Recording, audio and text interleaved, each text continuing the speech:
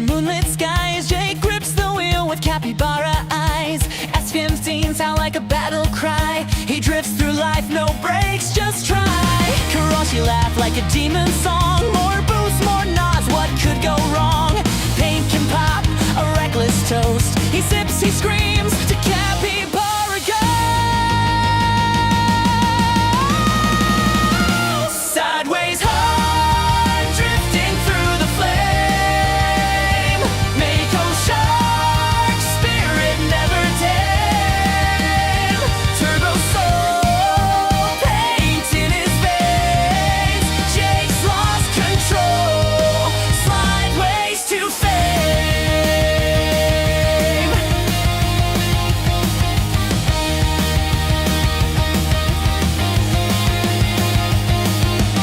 Karoshi schemes a cursed romance. One wrong shift and it's death or dance. Crashing through fate with passion by his side. A car and a kid in a high-speed ride. Sideways heart, drifting through the flame. Mako shark, spirit never tame. Turbo soul, paint in his veins. Jake's lost control, sideways to fame.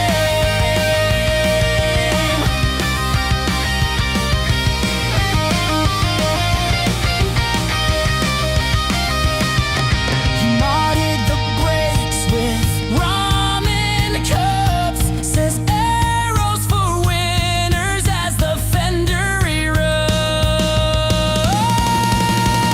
Sideways heart, drifting through the flame. Mako shark, spirit never tame.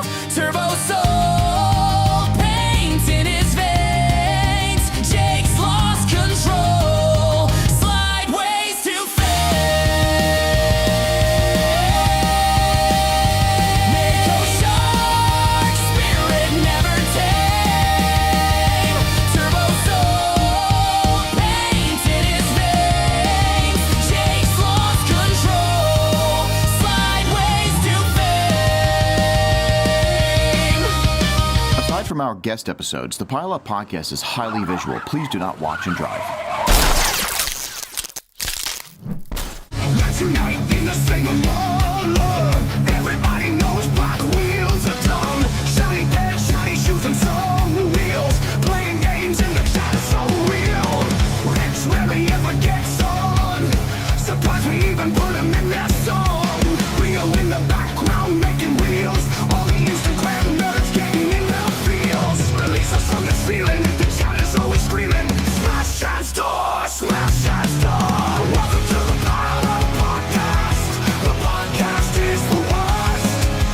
Welcome to the Pile Up Podcast. The worst podcast on earth.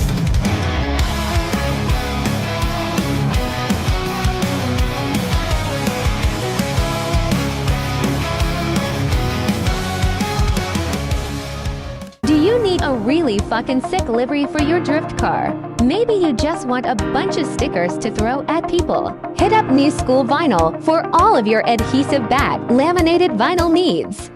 Pile Up Podcasts, storeworks.com. Pile Up is like send us an ad, and so we sent them this ad, but we forgot it's a podcast, so there's no voiceover. So here's your voiceover. Use promo code Pile Up, save 10% on coreworks.com.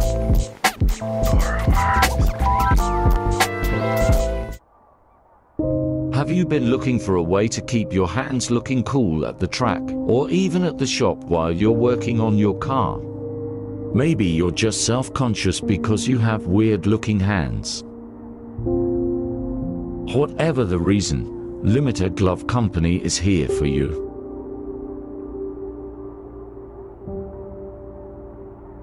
Pile Up Podcast is brought to you by the East Coast Drift School. Lessons and testing sessions at the historic Old Bridge Township Raceway Park. Come bring your car to the most legendary track on the East Coast. 2-hour sessions are just $250 per person. Classes can hold up to 6 drivers, and you can choose between 3 different tracks to drive. The Formula Drift Stadium, the Casino Royale Kart Track, and the Club Loose Road Course. DM East Coast Drift School on Instagram for more information.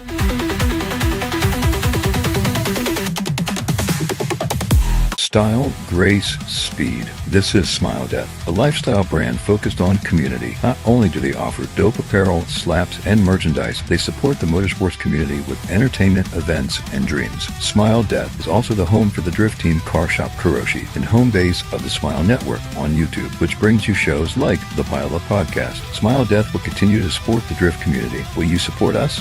Please visit www.smilexdeath.com. And thank you. Drift Maps. Filter events by organization, state, and more. 400 plus events, from grassroots to competitions. Save events directly to your phone. Make sure you visit driftmaps.com. What is up, everybody? Welcome to Pile Up Podcast, episode 95. Tonight is going to be pretty special. We're introducing our newest team member, which we did, we kind of introduced him on the good old Instagrams and stuff, but we didn't get to talk to him. We never had him on the Pile Up Podcast, so this will be the first time, and I'm sure he'll be swinging in every now and then and gracing us on stage, unlike Rich Whiteman, who never gets on, and we hate. So, Rich, I hope you rot in hell. No, I'm just kidding. But let's get right into this episode. We got a bunch of people in the chat already. What is up, everybody in the chat? I'm going to bring in not the right-hand man, because the right-hand man was running late, and also since it's kind of like a team thingy, he was like, I'm going to sit out and just be in the chat. So Rio should be joining us in the chat soon, but we'll bring in the last right? I don't know how that, he was something, but he's still something to me in my heart and will always be Mr. Chad Chima Husky. Good evening. I didn't extend it this time, but no, it still has a passion though, and I really appreciate that. The passion of the Christ. Yes. So speaking of that guy, let's bring him in. I think he actually, I don't know if this is true, but I seen on his story that he was maybe getting some kind of high-speed internet. Whoa! He is a real YouTuber now. Check this out. He drops one video. He has a gamer girl mouse. And now he has good internet. Also, fuck the podcast. He puts out one video. It's like, oh, now I need internet. Yep. That's what's happening. So he's going to be your local Twitch star soon too. He's going to be doing all sorts of weird stuff. But let's bring in the other guy, Mr. James Cooper. So like, comment, subscribe. Here he is. In like a week, I'm going to be dropping the Feet Finder link. The Feet Finder link. Okay. That's like a little bit easier than OnlyFans because people don't want to see dude dicks, on the internet. Some people do. But I feel like dude feet are more lucrative than dude dicks. I feel like any feet are more lucrative. To be honest, I feel like all for the right crowd, you got to find the niche. You got to find the people that want it. Niche. Yeah, that's crazy. But for people that want it, they really want it. Hey, so I didn't choose fiber optic. They chose us, and I don't have it yet. Oh, you don't? Okay, I was gonna. They just put the main in the road. Right. So it's coming though. It's so they say. Yeah, we'll Verizon. Blue Ridge. Oh, Blue Ridge. So it'd be fiber. Fake fiber optic. Right. It's still just normal speeds. Just finally get up to the average. Yeah. They have a couple more horses turning the wheel, like the Amish, they hooked it up a little bit more. That's what I picture with Blue Ridge. I just picture the absolute worst, That's it. Yeah. I've never even heard of Blue Ridge. Yeah. So it's only in Lebanon, Lancaster. Ephrata. Yeah. Dang, calling you out, Albert. Someone tell Albert to get a grill. Yeah, now, Jimmy was on his case in the video, in his funny. Final Bout video, which was hilarious. Yeah. Oh man, we're making some money tonight. We're already. Am I actually 4K, high quality right now? Everyone's commenting about it. I didn't even get. Are fiber kind of good. Yeah, kind of good it? quality. Shit. No, you speedtest.net. I hope as you do that, you just it crashes. You can't do a speed test because it takes too much internet. Right. All the internets. Give it to me. Oh, man. So why does it feel like we haven't been on a podcast in several weeks? Even though we had one last week. I think because we took a couple weeks off. Yeah, it did kind of feel that way. And it still feels that way. It's really weird. Yeah. But either way, I'm glad to be back with the boys. And I'm glad to introduce to the ones that did not get to meet him at Final Bout, our newest Karoshi team member. So let's bring him in a while so he's not just sitting backstage bored. Let's introduce, and I love this. I just found out how to pronounce his last name properly, and I'm not going to ever pronounce it properly on purpose. How does it said? You figure it out. It's got to be Moul, right? Oh, you'd be surprised. You'd be surprised. Mr. Jake. I'm not going to say it. All right, Chad, why do you think it's Moul? Because that's literally, it's phonetic. Because we learned English like every other fucking idiot. Yeah. All right. I mean, this is pretty good. Guy, I know what you're going to say. How do you spell foul? Fowl? That's a water. That's a duck, right? Okay, another way of foul. Wait, which one's the waterfowl? Like, is foul? FOWL is waterfowl. Is like, okay, yeah. Like a foul in a game is FOUL. Look, hey, at least Hayes is in here too, thinking they were pronouncing it the wrong way too, so that's wild. Good. It's just phonetic. So it's wait, I can't even say it. Moul. Well, so this is like one of those. It's Moul. Like it's Moul. Spelling competitions. That's what I said. I said no matter what. Can I have origin? Can use it in a sentence. Origin. Yeah, origin. Yeah. That's funny. I mean, Moul's kind of cool. It should have been Moul or Moul, and then we should have put a mole on the side of your. Yeah, mole that would have been the same as yours. Yeah. Oh yeah, kinda. Yeah, it still would have been. Except I'd want like the one from the movie G-Force with like the binoculars on. No. That sounds like something from your time. G-Force. Yeah, this is going to be... Okay, so this is my favorite part about this. We're so disconnected. It's insane. I love this. So, yeah, Jake is our youngest team member and a complete different generation, which is awesome. You're twice his age. I'm more than twice his age, which is crazy. That's wild. It is crazy. That's how drifting brings you together, though. God. You know what I mean? Which is so cool. This reminds me of like when I was in bands and I was like, we were touring the countryside and stuff, and like you're hanging out with people and you don't know their age because they're all like, you know, rough looking kids because we were in death metal bands. But like this, you know, you're like, how old are you? And the dude's like 15, but he looks like he's lived a long life. He's like, already looks like James. You know what I mean? He already looks like drugs will do that. 15 going on 55. Smoking and drinking will do that to you. But yeah, cigarette or what? Yeah. No, it's pretty funny. Before we get too far, Jake, are your parents watching this? Oh, of course they're watching. Yeah. Great. Oh, no. I had to send a permission slip to them. Take it downstairs, send the sign off. Can Jake go on the field trip? Imagine. That would be so cool. Oh no. Before we take him to any drift events, we have to get a permission slip signed. That would be so awesome. And Steve's just in the chat. Yeah, of course he is. Hey, speaking of, let's bring over the chat so it can get wild. No, that's funny. Crazy. When is Jake's bedtime is a funny thing because Jake's bedtime is all the time, it seems. Him and his brother are the sleepiest boys I've ever met. Yeah, you know, it's wild. It was pretty true, but Jake was the only one chilling with me in the hot tub at like 3 a.m. That's true. We just he had talked to take about a nap that. but he was there when it mattered. So wait, you guys you stopped and went to go fix Damien's car, flush out the rad, whatnot. I was like, I need to get a nap in ASAP. I know James is going to have me up until 3 a.m. Yep. And it worked out perfectly.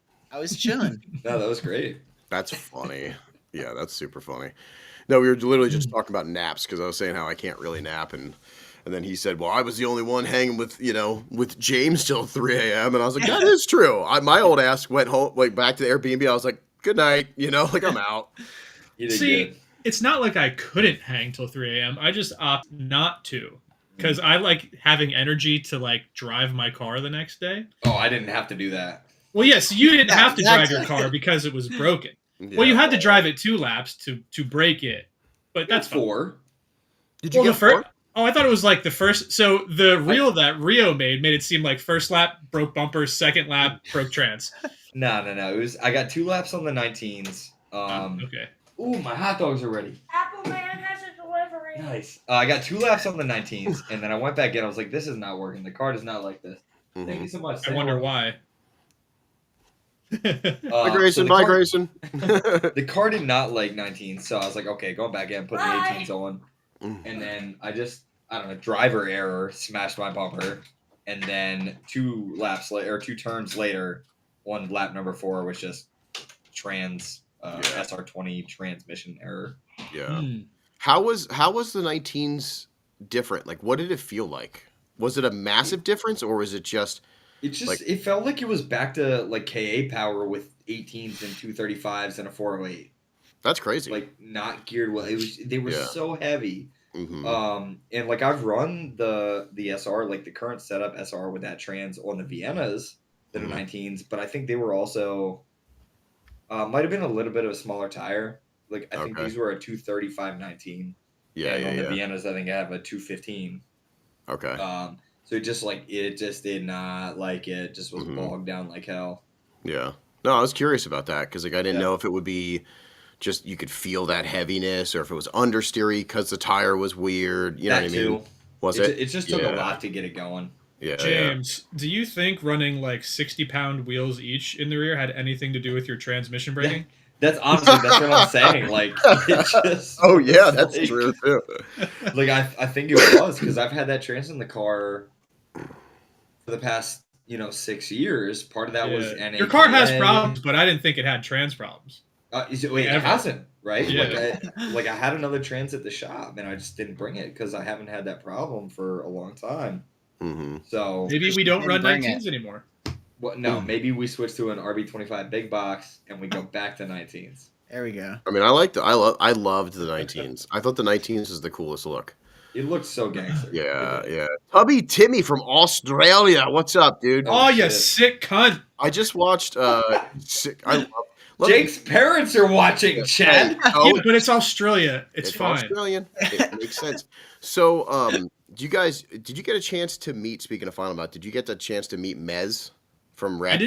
I didn't meet him personally, but goddamn was he funny. He was funny. Yeah. I just watched his 45-minute he was talking about, Final Bout and all that fun stuff, and it was really cool. It was kind of like, I guess it was pretty moving for him, which was pretty cool. Well, hopefully he moves his ass over here for the next year. Yeah. He needs to announce again. Time. Yeah. He needs to go on the Final Bout circuit tour, do all the special stages. Oh, it'd be awesome.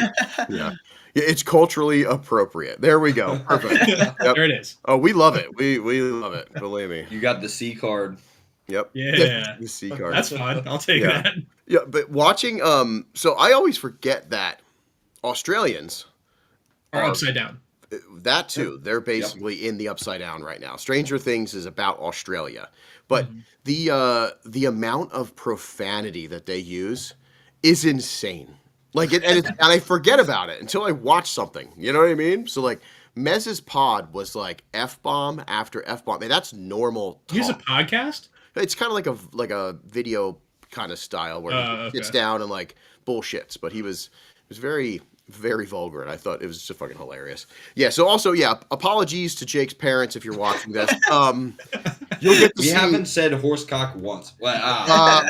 And also, already Steve had it in the chat. So yeah, we are extremely vulgar. So. Jake, it was nice knowing you. You're probably not allowed to hang out with us anymore. For whatever it's worth, I offered him several cigarettes and beers, and he didn't take any of them. That is true. That is pretty good. It was in a fun, joking way, but it still worked. You know what I mean? Like it would. Good job, he Mom was. and Dad. Yeah. Good job, Mom and Dad. You did raise a fine boy. Yeah, he's got his responsibilities and his priorities. Especially your priorities are just, hey boys, let's go do some laps. That's it. You're gonna run me into the grave. I can feel it already.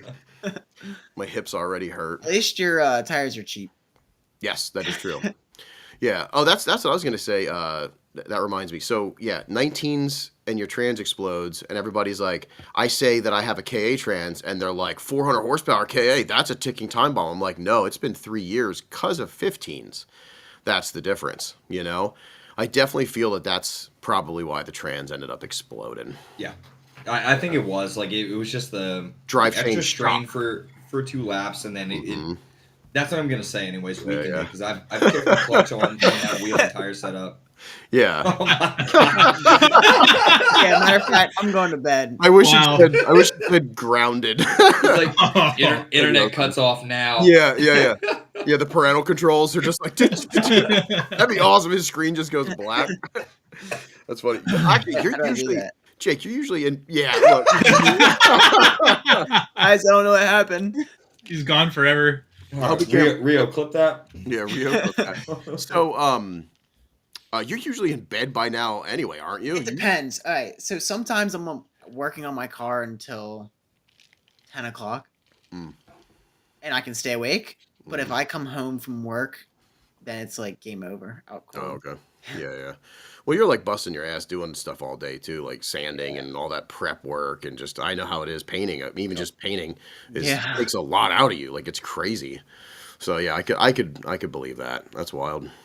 Pretty cool though to see you at 20 years old, banging out like a bunch of paint work, banging out a bunch of body work, working your butt off, not being lazy, and doing as much as you can to drive as much as you can. So like that's one of the things where it's like very like kudos to you, dude. Like thank you. The only thing I will say is don't burn yourself out because that can happen too.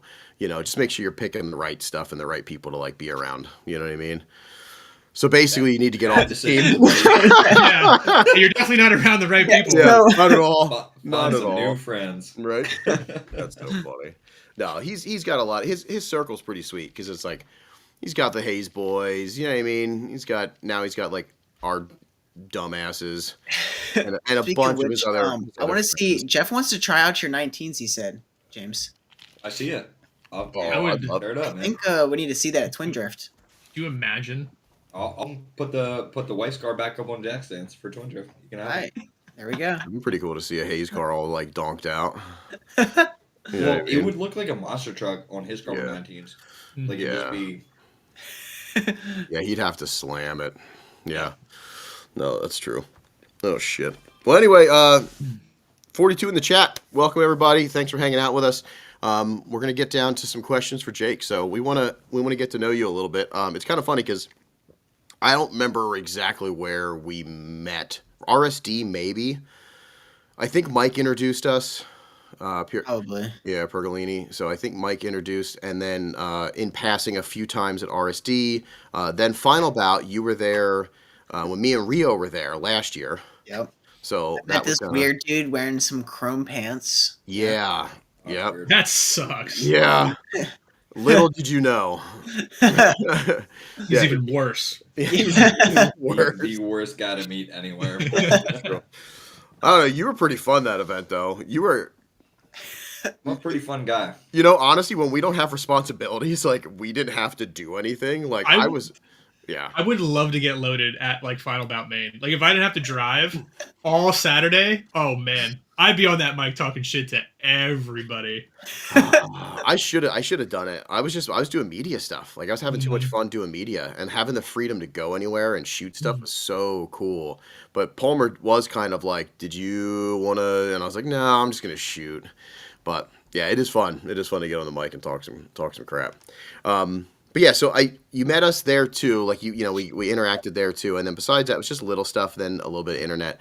And then it's kind of cool because we talked a little bit. And I talked previously before Connecticut. I was talking to you about, look, the future of stuff. We are eventually going to be looking to maybe open up. You know what I mean? A little bit to like a prospect. You know, so like you were like a prospect, and then we just needed you because James and Rich couldn't make Connecticut, and we were like, I asked the boys, and they're like, let's go. You know what I mean? So we threw you to the wolves, and it was a good click. So that was our first like introduction of actually like hanging and stuff. So it's kind of wild. We didn't really get that much, normal hang times. It was all drifting, You are still on like a 90-day probationary period though, so you really gotta watch yourself. Yeah. Wow. James is telling you to watch yourself. James is doing your performance review when it comes time to.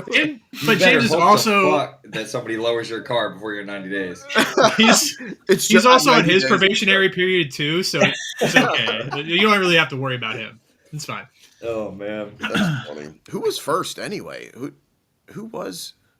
What? When we changed from Smile Factory Team, we switched over to Karoshi.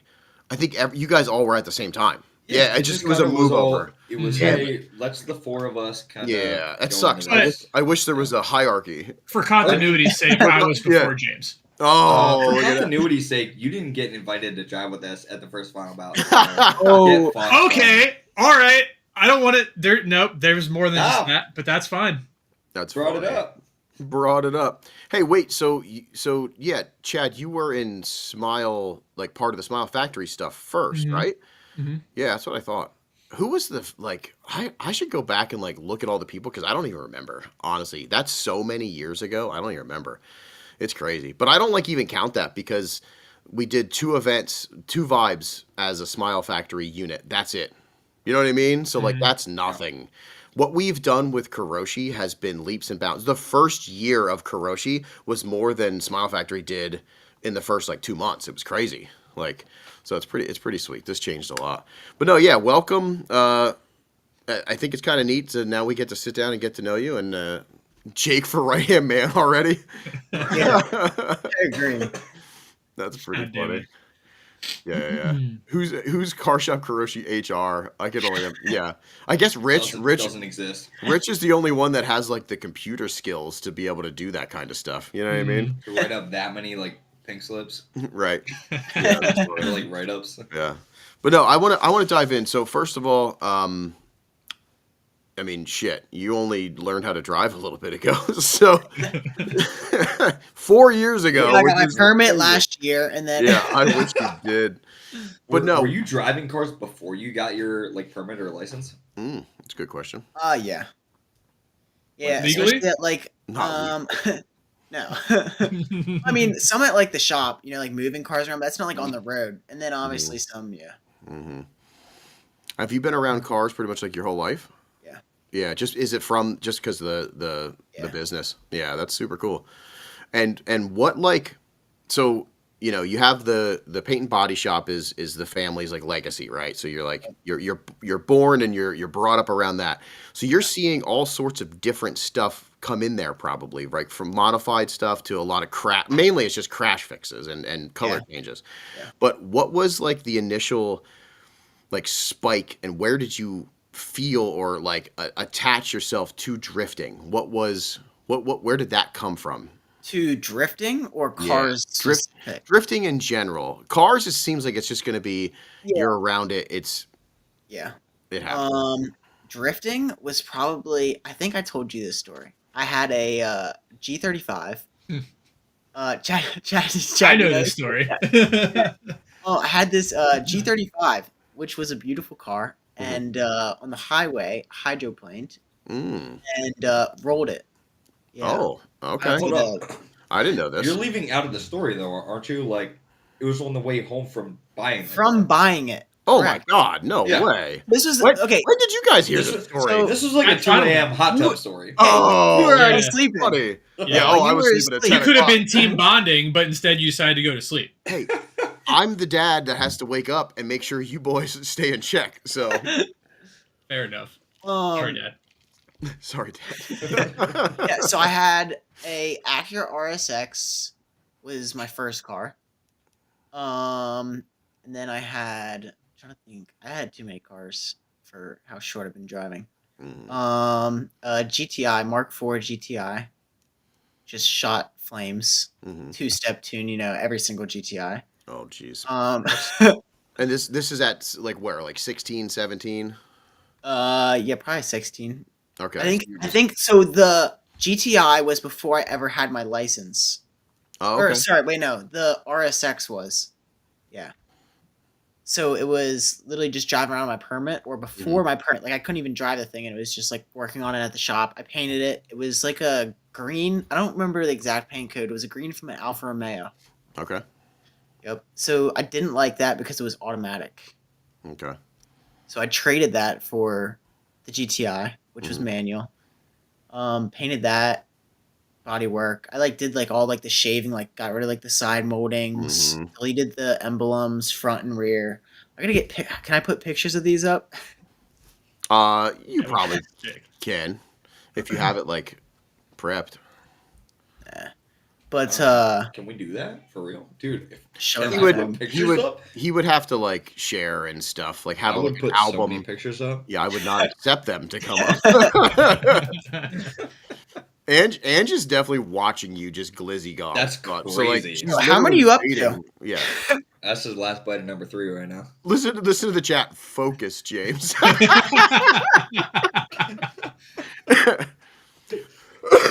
So you did the GTI stuff. Yep. And then Hold on. Pause. Did you ever go to H2O since you had a Volkswagen? No, I was too young for that.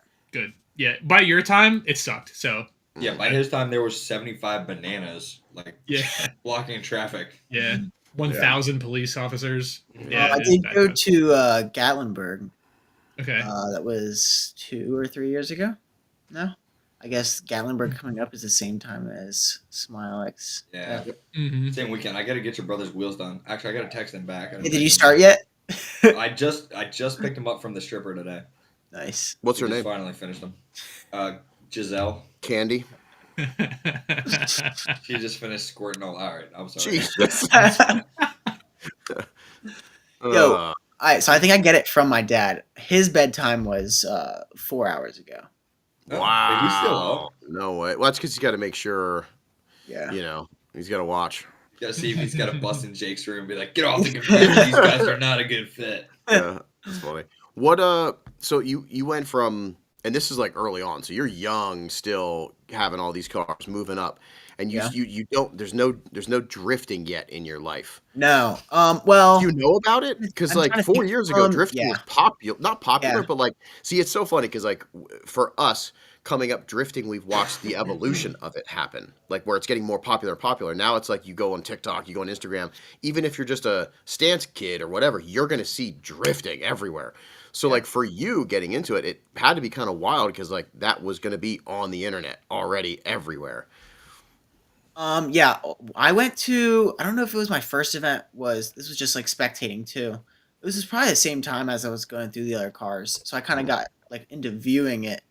It was Evergreen or a Poconos event. Okay. I remember at the Poconos, we went, now like this was like, they didn't have anything roped off, like sectioned off, whatever. But you know, on the lower lot course, how there's those like garage bays, like along the back wall, you could just straight walk over to them, and the garage doors were open, and there was like couches and chairs and like lounge shit over there. So we were over there just hanging out, just watching cars as they're like coming down around you. Nobody ever said a thing to us, but I could only imagine what they would say now. Yeah. Well, if you don't get seen, you know what I mean? It never happened. That's allegedly that you did that. True. That's what we say on this podcast. So, yeah, that's actually still how you get to the. Oh wait, I'll say that off air.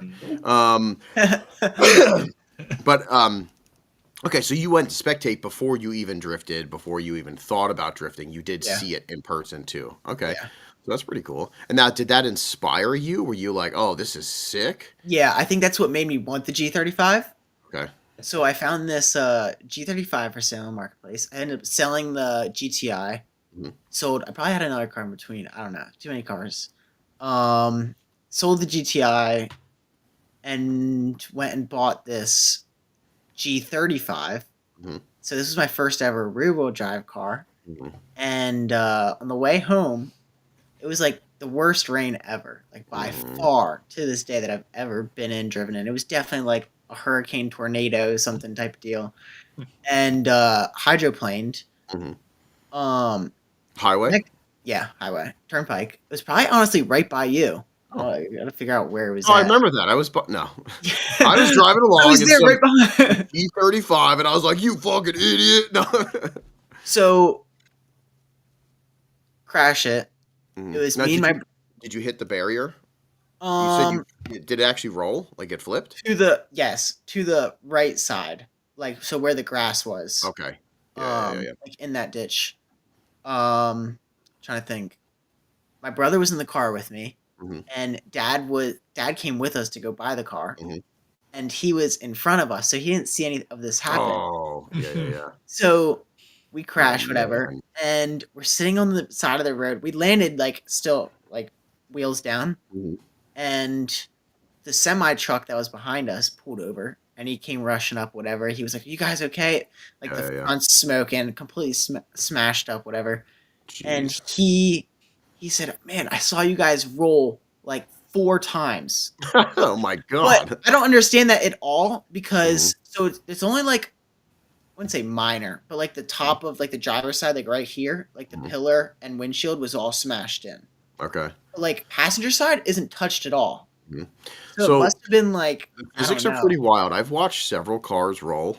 I've seen now it's like 3 or 4 in person, like a drunk guy in a truck, a Suburban that my friends were in, and a little actually it was a little GTI, and so the Suburban flipped in front of me in slow motion, like it looked fake. Do you know what I mean? The physics of stuff, and they literally did the same thing. They went around, hit the side again, and then landed on all 4 wheels. The whole top was fine. You know what I mean? It didn't touch it at all, but it was slow motion.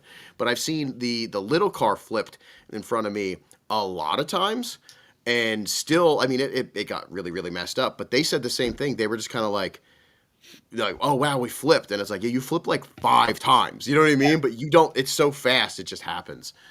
That's crazy though. So I'm also, hey, glad you are alive. You know what I mean? Yeah, you and your brother. serious That's pretty accident. sick. So never with good like when you go minor over. scratch from like airbag, brush burn, blah blah blah. Like it wasn't. It was like the absolute best case scenario. Yeah. So after that, my mom said I was never allowed to have a rear wheel drive car again. Well, is mom in the chat right now? I now have a 100 horsepower BMW.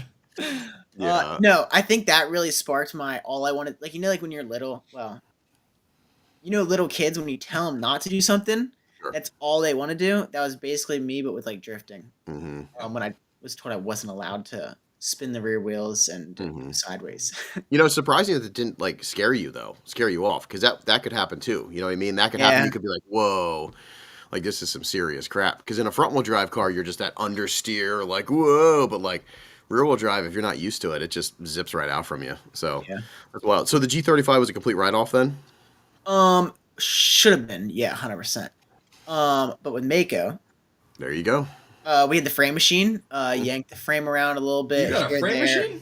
No, I do not. Not for you, James. Yeah, so, how did you not know that? I pulled Damien's frame on his Corolla and Chad's rocker that I think was from you.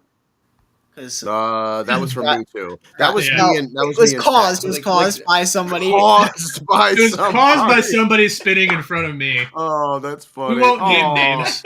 That's so funny. Yeah, so like the G35, you got it back on the road and stuff. So and then, no, not exactly. Okay. I made it to be a drift car. I threw like bride seat in. I threw like just all like the basic drift button, like stupid shit that was like harness bar, harnesses. Like I had it ready for the track day, and of course, Mom never let that happen. Oh, Mom! So I ended up selling it. It's so cute because I ended up selling it to a friend, like locally, that then never drove it. That sold it to this guy. That sold it to Dave Roberts. Got it from Evergreen. That makes sense. And That's where they all go. and he did a raffle with it. Oh no shit! I probably put some money on it. Yeah, I put like money on every one of his waffles.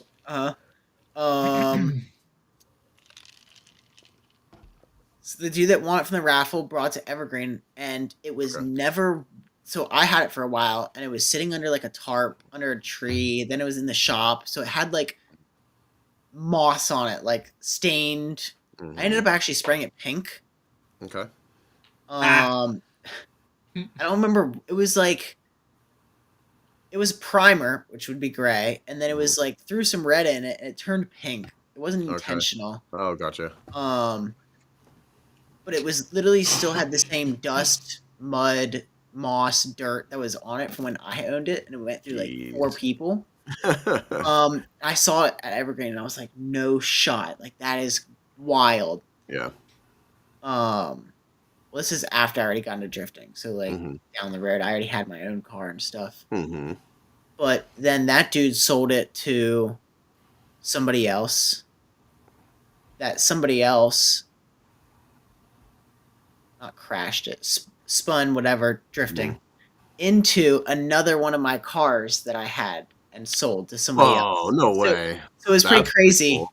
All right, trying to go back in time now. So I started drifting in a E46. Okay. Completely stock.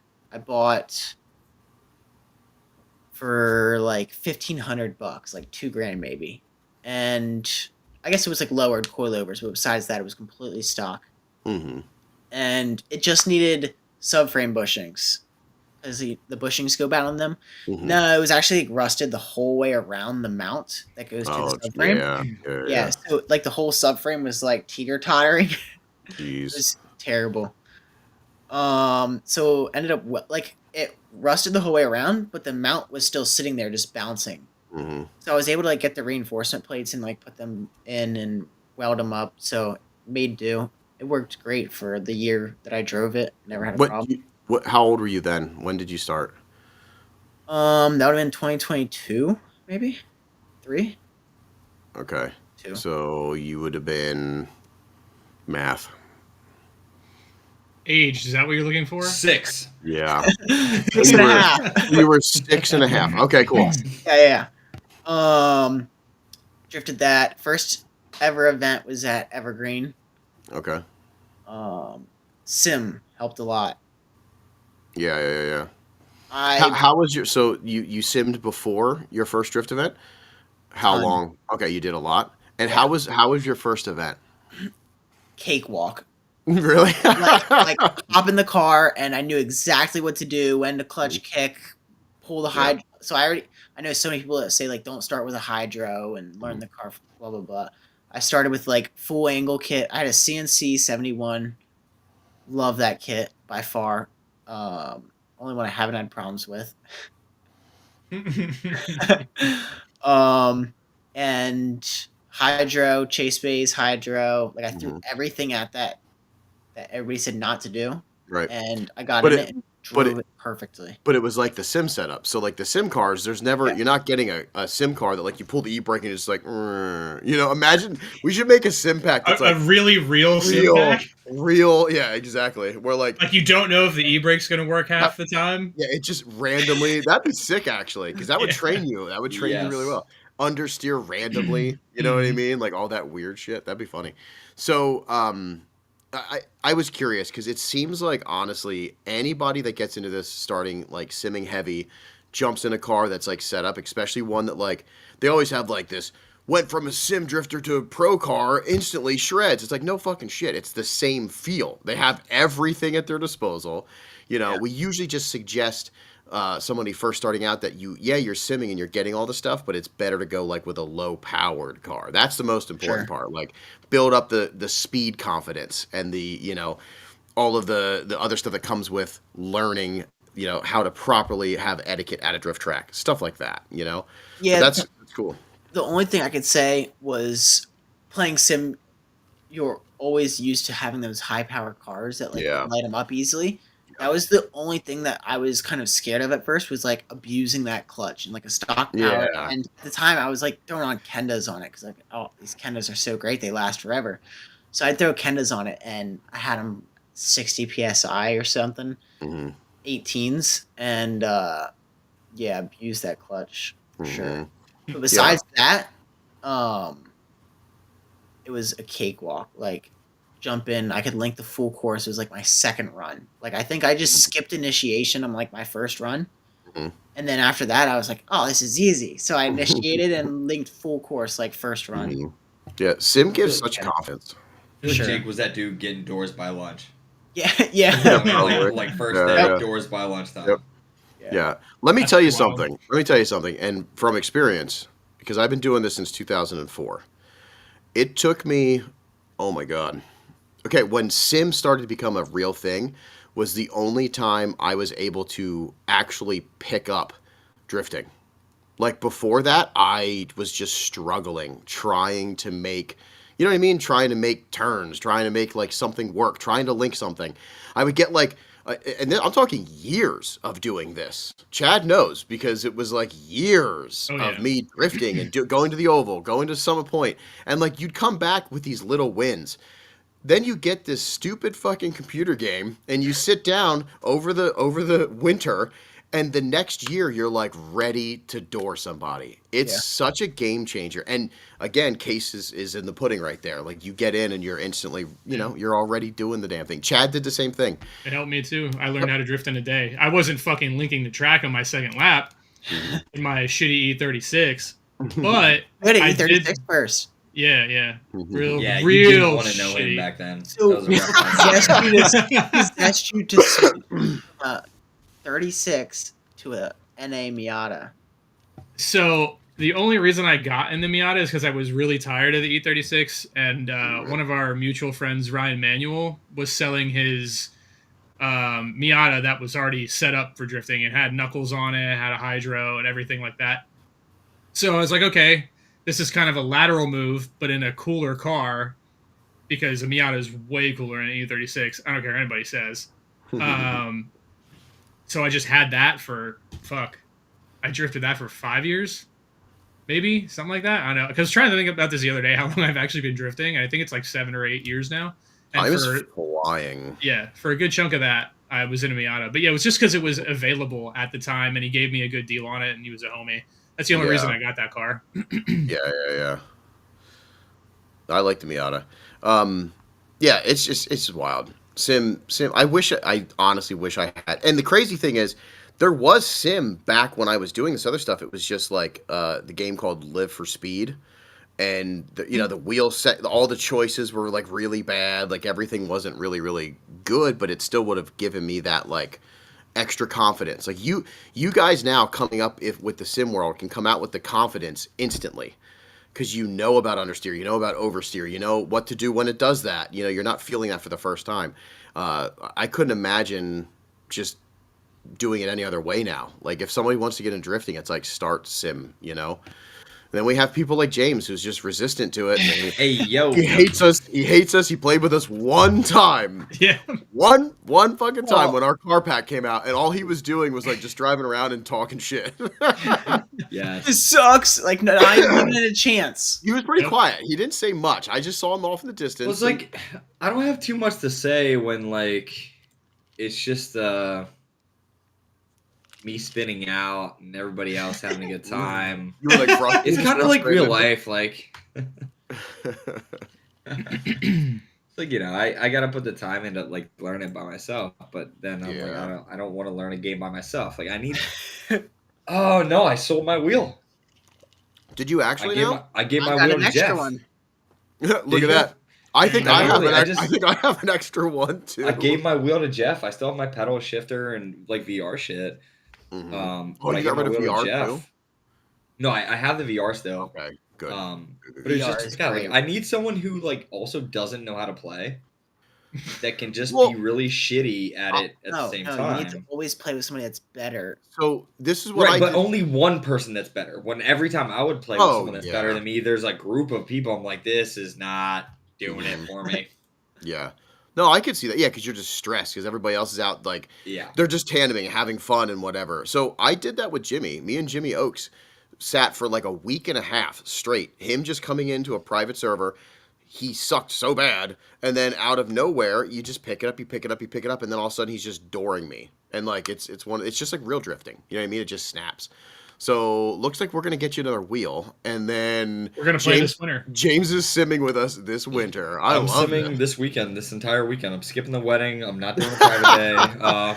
Just only. Sims only. That's great. I'm fucking selling the car too. Fuck it. I was going to raffle the JZX or the Skyline. I'm raffling the 240. Yep. Done. Yep. Sims only. Yep.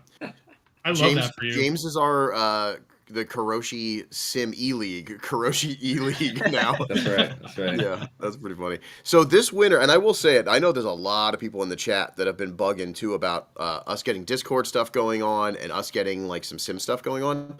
Only Sims, and I like that. It's pretty good. We are going to do that stuff this winter. Like, for sure, we're going to put some cool stuff together. I have a few things that I need to finish, and I want to update some car pack stuff with physics and new liveries and things like that. So I'm going to be doing that anyway. So we should do some pile up, Karoshi sim sessions. It'd be really funny.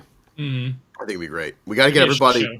It'd be a shit show. We need everybody on comms. You know what I mean? You can only come in if you're on comms. Nobody lurking. And it'll be fucking hilarious. But so anyway, back to Jake. So Jake, I believe that 100% that you were able to go right in and just slay because I've just seen it nonstop. So you're drifting, you're doing the stuff, you're in the E46. What's the next evolution of you doing your skids? I think honestly my first 2 or 3 events I went to with just my friend Quentin, which I don't know. Yes, you definitely met. He came to play RC cars and stuff like that. Okay, yeah. Yeah, skip the wedding. That's crazy. She's in your area. I was like, you're not skipping one. I didn't know. She did. There's Nate at. Nate's not even in here. No, she did this. She heard that and was like, like she like ran back to the TV. Like, that's so funny. Corey, you're not allowed to. That's a haze issue. If you need one, that's a haze issue. Karoshi needs to. You gotta hit up Matt, take his old wheel. Yeah, his old wheel. I do have an extra mine. An extra fan attack. Oh, he doesn't need that. We'll give James my Logitech. Yeah, maybe I'll take that fan attack off your hands. Whoa! I need all the help I can get. If you're spinning all the time, you don't need a fan attack. I'm sorry. But maybe the wheel will spin. No, you and compensate and make him not spin. Yeah, right. That's it. That's what James tried to say. Like that. Me and Nate are geeking. Aw. Wait till you see my fit on Saturday. Just saying. I'm gonna look good. Where was my invite for that? That was spur of the moment. That was me and Just wait. You're too young. You're too. Yeah, you can't. You're not allowed in thrift stores. You were probably still in school. I wish he was still in school. School didn't get out. All right, so you what was the next evolution? You said E46 to. I'm curious. Let me think here. Oh, I was saying my first couple events I went with my friend Quentin, which also had an E46. I had a 4-door, he had a 2-door, blah blah blah, whatever. I finally got my dad to come to an event, and he was like, he saw like the A group cars. Every single one of them has LS. So he's like, you need LS. Just fucking smash the gas and it goes. Yeah. So we're contemplating on LS swapping my 46, but you priced it out and it's way better to just find one that somebody else started and didn't finish. Yep. So that's when I got the LS swapped E36. I didn't know about that one either, I don't think. Really? It was stupid. Had the exhaust out the front. Out the front bumper. Yeah, I hate that already. It was stupid. I love when you get those like other people's builds, and it's just like, ugh. So, just real quick, Jake, though, because I know we were just talking last week or the other week about like hood dumps for wastegates, and you're into that, but not exhaust out the front bumper. No, front bumper, stupid. Fender, stupid. Okay. Like I hate like the side. Like out the side stuff. skirts, like NASCAR. No. Yeah. Only if it's like ovaled, and you ever see it when they do like a lot of fender work, and it's like like sick, molded to the body almost. Molded to the body. That can be cool, but that's more still like classic show car stuff. You know what I mean? Not really drift car thingies. Yeah, exactly. But no, like wastegates or hood dumps, I like my wastegates on my BMW. Dump straight out the hood, shoot flames. Cool. Do you like that because of the car packs on the sim with that they're like the whole time? No. I love the ones that's like when you're like, what the fuck is this? You literally can't see. You're just you can't see anything. The whole time. Yeah. No. You see the guys in Japan and stuff like literally through the mountains that have them, stuff like that. Yeah, I mean it's a style. I get it. It's a style. Yeah. It is a style. So one. Yeah. I love that he said that the one time we were all like, no, I wouldn't. So Dad saw LS stuff. So he saw like the Sinister Boys with like the LS stuff and all that. So was Dad into motorsports before? Like, does you have any history of that ever like came over into your inspiration? Yeah, anything with a motor. Just motor. With. Yeah. Motorhead. Love He had a lot of Mustangs. that. Okay. Big in Star Wheels. What generation? Like, Like, older? Yeah. Good. I guess like he had a 05. I don't even know like the generation names or whatnot. That was like the Cobra, whatever, Super Snake, blah blah Super blah. Snake. He actually told me about this car. I heard the story about it. Like all that cool stuff. Yeah, he did have some cool cars. I like that they make a lot of trims like that, like the Bullet Mustang, like all that stuff. They always do kind of cool shit. I don't know. Now there's like too many. There is a lot now. Possible to follow. We would probably say the same thing about like an S15, option B, spec S, spec R, with blue interior, orange interior, and all that stuff.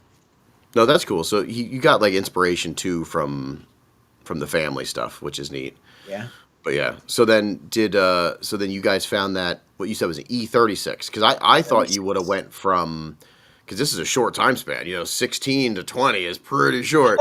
So it was like one car. It was like one car a year. Yeah. So 36. And then what color was that? Did you ever end up drifting that?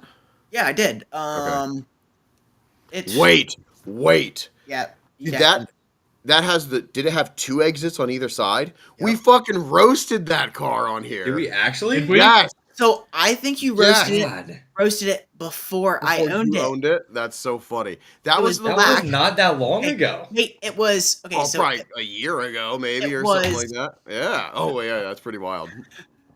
It was like a Mad Max style. Yeah, bash bars everywhere. No. Like super big ass bash bars that stuck out like 5 feet past the car. Mm-hmm. Like, don't get close to a wall because it's sending you straight to the. Yeah. Oh my god, that's amazing. Yeah, That's so funny. I wish I had like, I know AI is becoming like a tool, but I can't wait till it's to the point where I could go like into our like notes and I could type in like muffler out of the side and it could show me what episode and what timestamp, because I'd love to be able to do that. Rio, he probably has a notebook. You know what I mean? Just like roasted BMW with mufflers out the side. That's funny as shit. But no, anyway, no shit. So I saw that car. I filmed it at Evergreen because I literally was like, "What the fuck is this?" And like I just had to. No, at Evergreen, it probably was mine. Okay. It was at Evergreen. Yeah. What the fuck was that? Yeah, what? That's so funny. So you bought it with all that, the bash bars and all that stuff done. Yeah. I think it was within 24 hours of ownership, I had it painted. I believe that. I got home, literally rolled it off the trailer into a DA and sanding. And it got painted the teal blue. So this whole time of going through cars, funny story, all I ever wanted was a 240. I have like pictures saved from like before I owned any cars. Like I was trying to trade originally that RSX for a 240, and it was in like Rhode Island or something, like up north Massachusetts, Maine or something, that they didn't have titles. Yeah, and that like it was just like a registration that you get it transferred. And my dad was like, "Nah, it's sketchy. We're not doing all that." So I like missed out because this one dude wanted to trade. It was like a banana yellow S13, but it was like KT, like 100% wish I would have done that. But the whole time I wanted a 240, and somehow I always ended up with a BMW. Yeah. Don't get distracted by the chat. Yeah, I keep don't look at that. That's don't even let them, because you're gonna be like, how do I hide this? You're like, what is going on in there? What are they talking about? They are the best and worst people in the world. No, I feel bad because I feel like I should be reading them. It's like when you read it out of context too. If you're not following along, you're like, Ange, Wiener Lover 69. What the fuck does that mean? No, I'm just looking at the ones that like say my name. Like yes, Dylan say and my I name, say my name. Maddox's R32. Who's that? Is that your homie? Yes and no. Long story. Met him through social media, this and that. He actually lives out in Illinois by Chicago, and we were hanging out. That's, I think, Damien, you saw me talking to him when we were at Final Bout. Oh, I remember that. Yeah. Yeah, it's pretty cool. Yeah. So somehow I always ended up with a BMW. Always wanted 240s. Dreams of S chassis. Yeah, never came true. Well, they did come true now. Is an S15 like top tier S chassis in your eyes? Up here. That's the one. Okay. Yeah, 100%. S15 is the absolute best. Sorry, it's the alpha. Absolutely. James. Yeah. I'm just asking. I'm not judging. I'm not judging. Yes, you are. Are you? I was just curious. Are you? So like, I'm not a super. I mean, I had 12 or 14 S chassis in my life, and I do. There's a special place. You know, I love them, but for you being like a diehard shoehead, as you are, is you is where S14's around. I like that. It was, Rio, make that a GIF. Just like woo. So you know, Coupe S13, you're a diehard. You love that car. S14 below. Or do you like the S14s? And where's the S15? I'm just curious because that's I like S15s. They never did anything super special for me. Is it because it's newer ish? I don't know. It might be like S13 Coupe top tier, Okay. S14 Zenki probably next. Oh wow! And then S13 convertible. No way. Okay, like just because like cocaine spec, right? Like white leather seats, white on white. Yeah, you know, white, it's open. white exterior, white wheels, top dropped. You feel like you're rolling through Miami, Rick Ross style. Sure. I get it. But I forgot about S15 Varietta. That's absolutely number 2. Varietta's so sick. So. Okay. No, see, I was just curious because you know, everybody has their like I know Chad loves the S15. Like he loves the S15. He loves his 4-door Skyline. Like that's his other high-end car. So I was just really curious where you were on the spectrum with the S chassis boy that you are, you know? All that to be said, we were just, like, me and Chelsea were just talking earlier this week, and she's like, we could just sell everything. We'll sell the Mini and the JZX and Skyline, and I'll just get an S15. I'm like, what the fuck is happening right now? That's what she said. She wants one. Yeah. Apparently. Varietta. She'd be so much cooler than you. Variettas are so expensive, though. Are they now? Yeah. I've been trying to look for one. Like I want one as a daily, but they're so expensive. Yeah, I believe. Remember when you bought an S15 as a daily? Yeah. Yeah, remember how that went? You mean a Varietta for your next team car? Yeah, right. That's what that is. Yeah, it's so funny.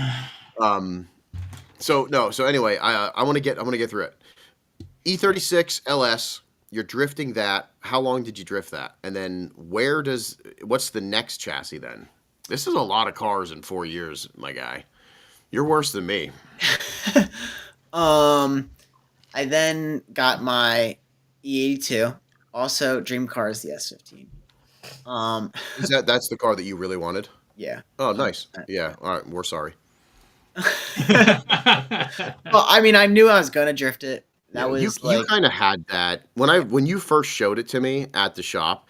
You were like, yeah, I'm going to daily this, clean this up, but I'll probably end up driving. Then the next week you were in West Virginia drifting it already. Yeah. So, but yeah, it's going to happen. That's pretty good. So when I picked it up from the port, because I imported it, within a week, like I think I picked it up. Oh no, I might have went on vacation. That sucked. So I waited like 6 months now for this car. And I picked it up, and the next day I went on vacation for like a week. Then I got back from vacation, and like the next day, like we got back like a Thursday or Friday or something like that. Like the next day, the Saturday, took it to West Virginia to go test it out at track. That's funny. So drifting it like less than a week of owning it was pretty cool. So it was never a daily, like ever. So I wanted to test it at the track, so I knew like, oh, this was gonna break. Oh, this was gonna fail. Before you could, just take it down your street and also test it. Right. It's not really testing it though. You know what I mean? You want to push the limit. Push the limits and see what it's like capable of. Because what the limiter sounds like. Yeah. Yeah. And then it became a daily for a month or two. Yeah. Just drove it back and forth to work. I drove it out to you, Damien. Oh yeah, I remember that. Yep. So I drove it around a little bit. Wow, you haven't had that long at all. I completely forgot about that. Now that it's that was like just this summer. I got it. Shit. want to say like the end of May, maybe June. That was like right at your 18th birthday, or yeah, 17th. Quinceañera or whatever. What do they call that? Quinceañera. He finally became a woman and was like, nah, at 15. Oh my god, we are the Jake, worst. So, wow. Okay, yeah. I for some reason I felt like you had it way longer. So. It was literally just like a little bit. Then we threw you to the wolves, and then you went nuts. So, yeah, no crap. All right, so let's keep going on the E chassis though, the BMW. Yeah, so I got this banger. Okay, so I had the LS E36, and you know E36 is, I don't want to say superior, but everybody has them. Comp cars, the rear trailing arms, whatever. I was debating on putting a quick change in that because I was breaking like axles, breaking the diff bolts, and like it was like I need something that's gonna like hold up and just take the beating. So I was like pricing out putting a quick change in it, pricing out like or swapping to like the M3 diff axles, blah blah blah, and it was just everything so expensive. Yeah. Yeah, 60 grand for a spec R is wild. Oh, that's Canadian dollars. Yeah, that's Canadian. They don't have real money. So it's like Monopoly money up there. It's just you buy that shit at Walmart. I wish we'd be living up there for sure. Yeah, $50 to go drifting a day or something. Yeah, they got it made. So I was like pricing out to build this E36, and you know, learned once, it's always cheaper to just buy it from somebody else that's already done. So I found the deal on the E82 1 Series. Yeah. Down in Tennessee or Kentucky. Yeah, so took the voyage down there to see basically a Pro-Am car, turboed LS. Okay, I was gonna say, so that was motor in it already. Okay, yeah. Got you. That wasn't running. Got you. Okay, so you had to finish it. Because of a bad alternator. Oh, that's awesome. Yeah. So luckily the alternator was still under warranty. Swapped out for a fresh one. I talked to the company about like why it died in the first place because he was like, I did 2 track days on it and it was toast. And they're like, oh, if you have electric power steering, electric this, electric that, electric water pump, electric, like every single thing in the car is electric. You need this, and this alternator and pulley and belt size and this and that. I'm like, oh, okay, sweet. So like, you're gonna send me it? And they're like, yeah. So I get it. I got the fucking wrong one. They sent me the original one that was shit, and they just rebuilt it so that it worked. So I threw it in the car because I needed to drive like that weekend. It might have been, I don't think it was a Gambler. It was something at Englishtown. So I threw it in the car to drive. Drove 99% of the day and then took a shit on me. Like literally lasted 1 day. So I was like, what the heck? I messaged them, come to find, like this was after I found out they just sent me the exact same one. I was like, I was under the impression that you were going to send me a fixed one that was going to match my car and like work with my application. So then they did. So that was nice. Then since then I haven't had a problem. Had a little problem with like eating up belts once I got the alternator to stay in the car for more than an event. Something to do with like the bracket on where the alternator was mounted was like off by a washer or something like that. So the belt would keep riding off and like chewing them up and eating off like the ribs. Yeah. So I had to do minor things to that car, but for the most part, it was all completely built. The body stuff was all there too. Yeah. I just painted it. Yeah. So yeah. No shit. So that was pretty fast. And then it's so crazy because you're like history's kind of short in the time frame. Like it's short, but you got a lot.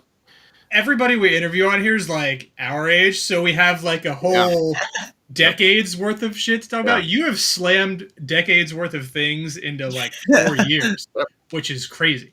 It's crazy. That's nuts. What was your favorite like Phineas and Ferb episode? Yo, I watched Phineas and Ferb, so that's not. Damn. You didn't watch? You watched Phineas and Ferb? What was your favorite Bluey episode? Actually, did watch some Bluey recently. It was on TV the other day. Nice, getting back into very it. Wholesome. Yeah, very wholesome. So, all right. So we went we got the BMW, and then you did a bunch of gamblers. You know, you're out there doing the stuff. I've seen it, and I've seen you rip that. You did one of the twin drifts. That was you and your brother, right? That was crazy. So I found that deal while pricing out all the stuff for my E36. So I went and bought that before I sold the E36. So I had both the cars. Oh, that's right. And at the time, my brother had this shitty S14 that was all, it was KAT, but it was all max PP rods, this and that. So he blew turbos every single event. I remember that thing because we roasted. I think we roasted that too. Did we really? Yeah, it was at HDT. Yep. And I was just like, "What is up with this car?" Because like, it's just there was something I forget what stood out to me that I was like, something was really bad on it that I didn't. That we paint. It was the paint because we needed material for our roasts, So I was just like, "Oh shit!" And I was like, I filmed that. The paint was unique. Yeah, it's very unique.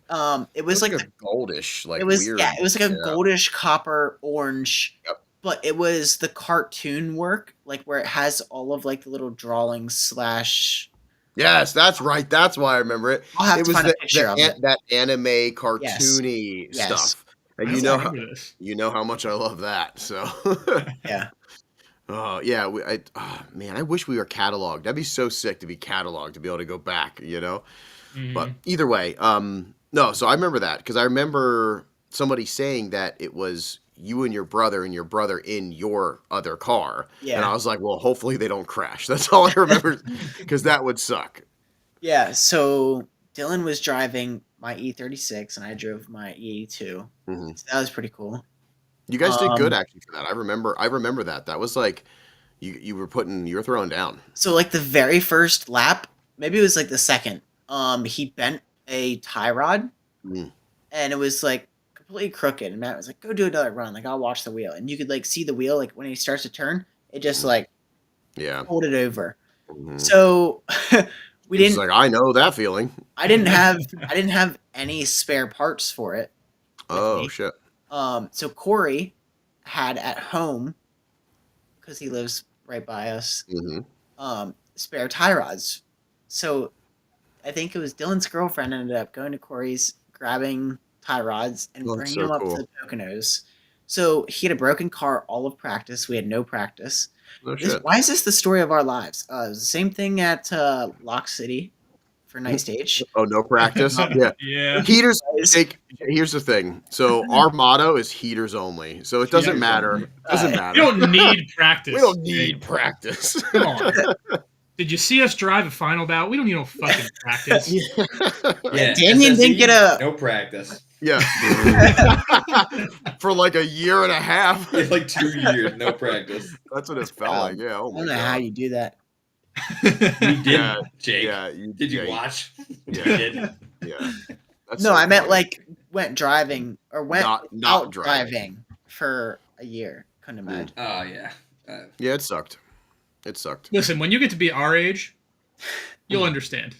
Like my back feels so much better right now. Yeah. No. I would have rather dumped every second of trying to make a business into drifting. That would have been so much more fun. Yeah. Yeah. Responsibilities are dumb. Yeah. Just wait. It'll eventually hit you. But yeah, I remember seeing that because was that the one that Frankie James, you were there for that twin, right? What is that the one that was last year? Saying he drove last year? I think it was. Yeah, I was there because Frankie was I talking was all there- this shit. Yeah, I was hanging out that year, but yeah, obviously wasn't driving. Yep. Yeah, you probably didn't even. Well, we didn't really know. Yeah, he must not have done that good, or I would have remembered. That's funny. What place did you guys end up getting? We ended up, so that was like no practice, so we ended up just going like straight to like the comp. What was that? You had 2 runs, I think. Yeah, I forget. I don't even remember honestly. Or it was like an open jam session maybe for the qualifying, and then we ended up getting in the top 8. And I want to say maybe he spun or something happened. I don't remember. Yeah, I don't remember either. I mean, there was a lot of people shredding that day. Did you see this, Ange? This episode is way too drift heavy tonight. a lot of drifting talk. Yeah, we got to get it in now so that next week's episode is just we can just fuck drifting. Right off. Right. Yeah, exactly. nothing drift related. No, yeah. So I always feel bad talking to Damien like outside of the track. I'm like, do you want to hear like drift talk or like, do you want me to shut the fuck up for once? No, my whole life is just nothing but drifting, and honestly, I'm here for it. Like it's one of those things, I do enjoy. Somebody say "come quick." That's what she's so used. That's the only reason she's here. You know what I mean? She's playing a drinking game probably. But no, that's one of those things where like you'd think that because everything that I do in my life is literally related to drifting. That's it. Absolutely everything. You would think that like I'd be like a little burnout, but realistically, I love it that much that I'm always down to talk cars, always down to talk drifting. It is kind of funny though. Every now and then somebody will start talking about something else that I have an interest in, like music or art, and it really pulls me away. And I'm like, whoa, I forgot there's other things in life. So it is kind of refreshing every now and then. But yeah, no, you're good. You can always talk about it. We're talking about Twin Drift, right? You guys lost. End of story. You drug it out way too long. But, you tell him, James. Tell him. Are you doing the Erie Pro-Am or Twin Drift? What's the poll saying? I didn't vote on your story. I voted for both. What are you doing? Right now, poll's saying Twin Drift. Are you going to take the poll's answer into consideration? Okay, so no. Okay. Gotcha. No, I mean honestly, I'm leaning towards Twin Drift right now, just because I don't know, all the friends will be there hanging out. It's funny. Who's your partner? Because I asked you to be my partner, and you said you weren't driving it at that time. So I found another fucking partner. He found a way out. What? He found a way out. my other teammate didn't even ask me. And just found Rich, another... what the fuck? Yeah, Rich is a fucking asshole. That's crazy that he wouldn't do that. That's wild that Rich doesn't want to drive with James. Could you imagine? So good. Oh man. No. So originally I was gonna drive with my brother again, and then he said he didn't want to. Well, I don't know if it was he didn't want to or he wasn't going to because he's getting ready for Gatlinburg. He wants to paint his car. He was putting a CD in it. He was like all this crazy shit. He wasn't going to have time for Twin Drift. Then I guess Matt got wind of this. So he makes sure that Dylan's car gets done and it's ready for Twin Drift. So then Dylan has to drive because Matt keeps telling me, oh, you can't go to Erie. You have to go to Twin Drift. Mm-hmm. I was like, I already told James I'm not going to Twin Drift. I'm going to Erie. He's like, doesn't matter. Dylan wants to drive now. You can't leave your brother hanging. The normal Matt stuff. Yeah, that's solid, good advice, right? You need to stand up for the family. So I will probably be driving Twin Drift with my brother. That's acceptable. I will take that.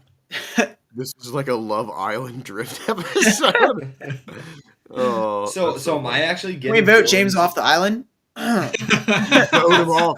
Imagine. Man, I fucking love Jake. Hour and a half. This is great. Right. Yeah, that's funny. Jake is my favorite. This is awesome. Wait. First of all, so I know you're driving with Rio, right, Chad?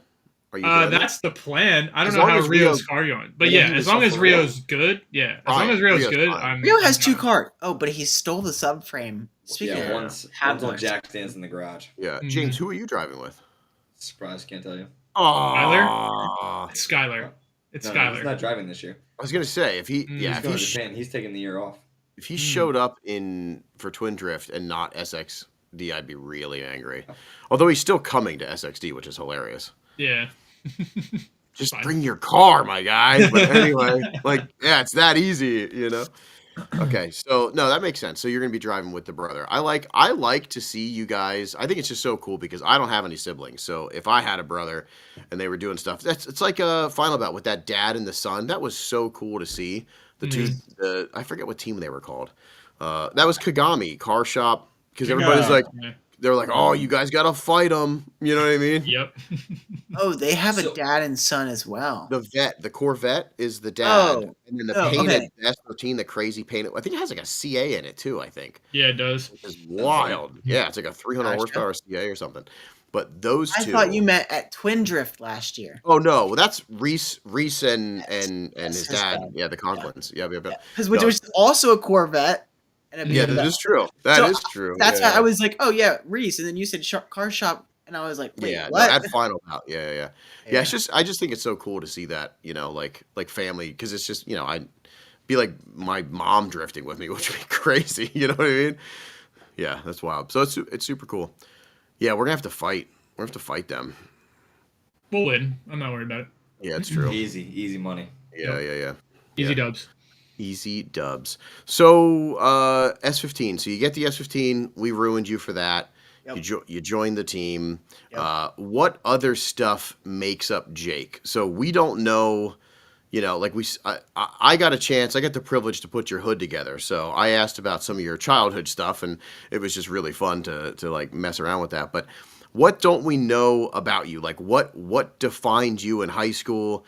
What is your do you have any crazy other hobbies that we don't know about? Like, are you like a hacky sack player? Or I don't know. At Oregon, yeah. Yeah. Well, I wish you you go through puberty. That was last year. What's that? No. Not yet. Not yet would be amazing. Yeah, I wish he was just like, whoa. He's just like, I wish. Hey. I know really. you did you didn't skate, right? You were a fucking what's it called guy? Scooter? You were Scooter. You were a Scootist? scootin' boy. A scootist. Yeah, a little bit. Okay. What else? Like what was the stuff that, were you a Magic the Gathering cards kind of guy? Were you You came Legos? home from school. What did you do? What were you? You're on the bus. Like, God, I can't wait to get home and Ninja Turtles, because that was me. Ninja Turtles, no. G.I. Joe. That's my. I almost played every single sport. Okay, yeah, it was yeah. From swimming to soccer, football, cross country, track. What position did you play in football? I played a couple different. When I was younger, I was like a QB at once, and then I was like running back, wide receiver. I loved wide receiver. I loved catching, but when we were like too young, they didn't ever throw the ball at all. So didn't get any action. It wasn't. That's fair. Were you a sports guy, Chad? Don't even tell me you were a sports guy. No fucking way. Excuse me, You James? was in fucking like library club or some shit. Library club? Yo, what? You know what, Chad? What did you do in high school? I bowled in high school. I knew you bowled. That's so fucking fitting. I knew you bowled. Yeah, that's the only thing I did though. Okay. Football was cool to watch. I used to go to the games, but I never played. Yeah. Well, the games were great because it was a fight guaranteed. Oh yeah. There was a fight, especially if Mifflin was playing. Oh yeah. Mifflin? Oh my god. Oh, Nowadays. Yeah. Fuck Mifflin. But anyway. Yeah, that's cool. I didn't know. So was the whole family like sports? Like your brother too? Yeah. You guys, Yeah. That makes sense. Sisters still do. Okay, so I have an older brother. I think we know that, and I have two younger sisters. Dylon. Yeah, where he's not in here. Oh, today's his girlfriend's. He's probably asleep, birthday. dude. Yeah, no, it's Girlfriend's birthday. If it Girlfriend's wasn't his B-day. girlfriend's birthday, he'd still be asleep. Yeah, he might still be asleep, even though it is. No, I think you guys missed it. It was like as it was starting, I could hear "Happy Birthday" downstairs. Oh, shit, that's like cute. it's at your house. That's Yeah, great. and we're just in the background. I hope. In the family room TV. Yeah. Oh god, that'd be horrible. I feel so bad for your family having to listen to this. So yeah, sports. Do you have a competitive side? It seems like you got a competitive side. Yeah. So because I could tell from Connecticut, you were like, "Let's win." Like I could see that. Also, that was kind of like the first time like we got to like hang out with your dad, which was really cool. Your dad's super fucking supportive. Your dad fixed my car. Your dad literally So that's cool. He's got that like drive in him, and I think it's like a sports dad would have. You know what I mean? Like, let's go team, like getting in there, just diving in. Like same thing with like the rad. Like I'm doing like Final Bout stuff, and I like swap the whole rad out, and then I'm like, oh shit, I got to do this, and he's just like, let's go, like right to the trailer, figured some stuff out with me, and it was really really cool. Should I get? No, I'm not going to get sappy. I never had a dad. No, I'm just kidding. But I did it. I did it. He's thought your dad beat your mom. He's super. You had a dad. No, that was those were the guys that we were going through because my mom was a whore. I'm just kidding. Oh my god! Wait, is she in the chat? Fuck? Remember when I said that and she goes, "What the fuck, Damien?" Oh, Wait, your mom? Yeah, my mom comes in the chat every now and then. Yeah, it's really funny. But anyway, she also like responds to all our stories with like hearts and shit. No, that's Lene's mom. What do I know? Oh, is that that's funny? Yeah, both your moms fucked up. I don't think Lene's mom follows me. Yeah, probably. Yeah, my mom could never get on Instagram or Facebook.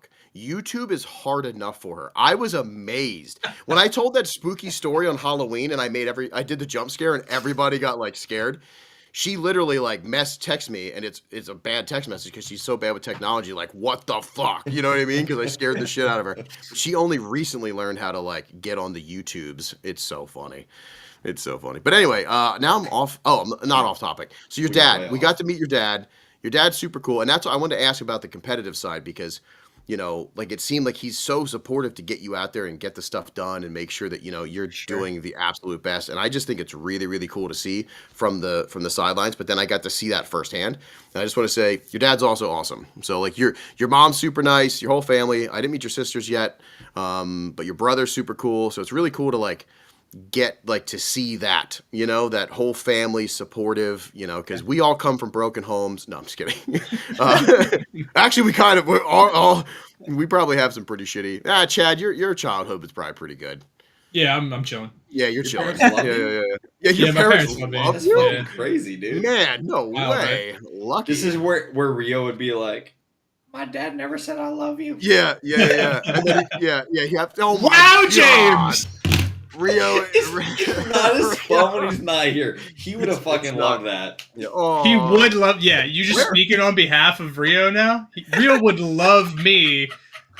Does James imitating him? Does James have to do the Japanese level or lesson now? You have to do the lesson. I'm gonna Google it right now. That's like at least 15 minutes in advance of when Rio would have Googled it. Yeah, pretty much. Oh, that's funny. But anyway, no, I just thought it was super cool. So your dad's rad. What else makes you tick, man? What other? Do you have any like other hobbies or interests right now, or is it just drifting? Because it seems like you're on this drifting kick. Yeah. Yeah.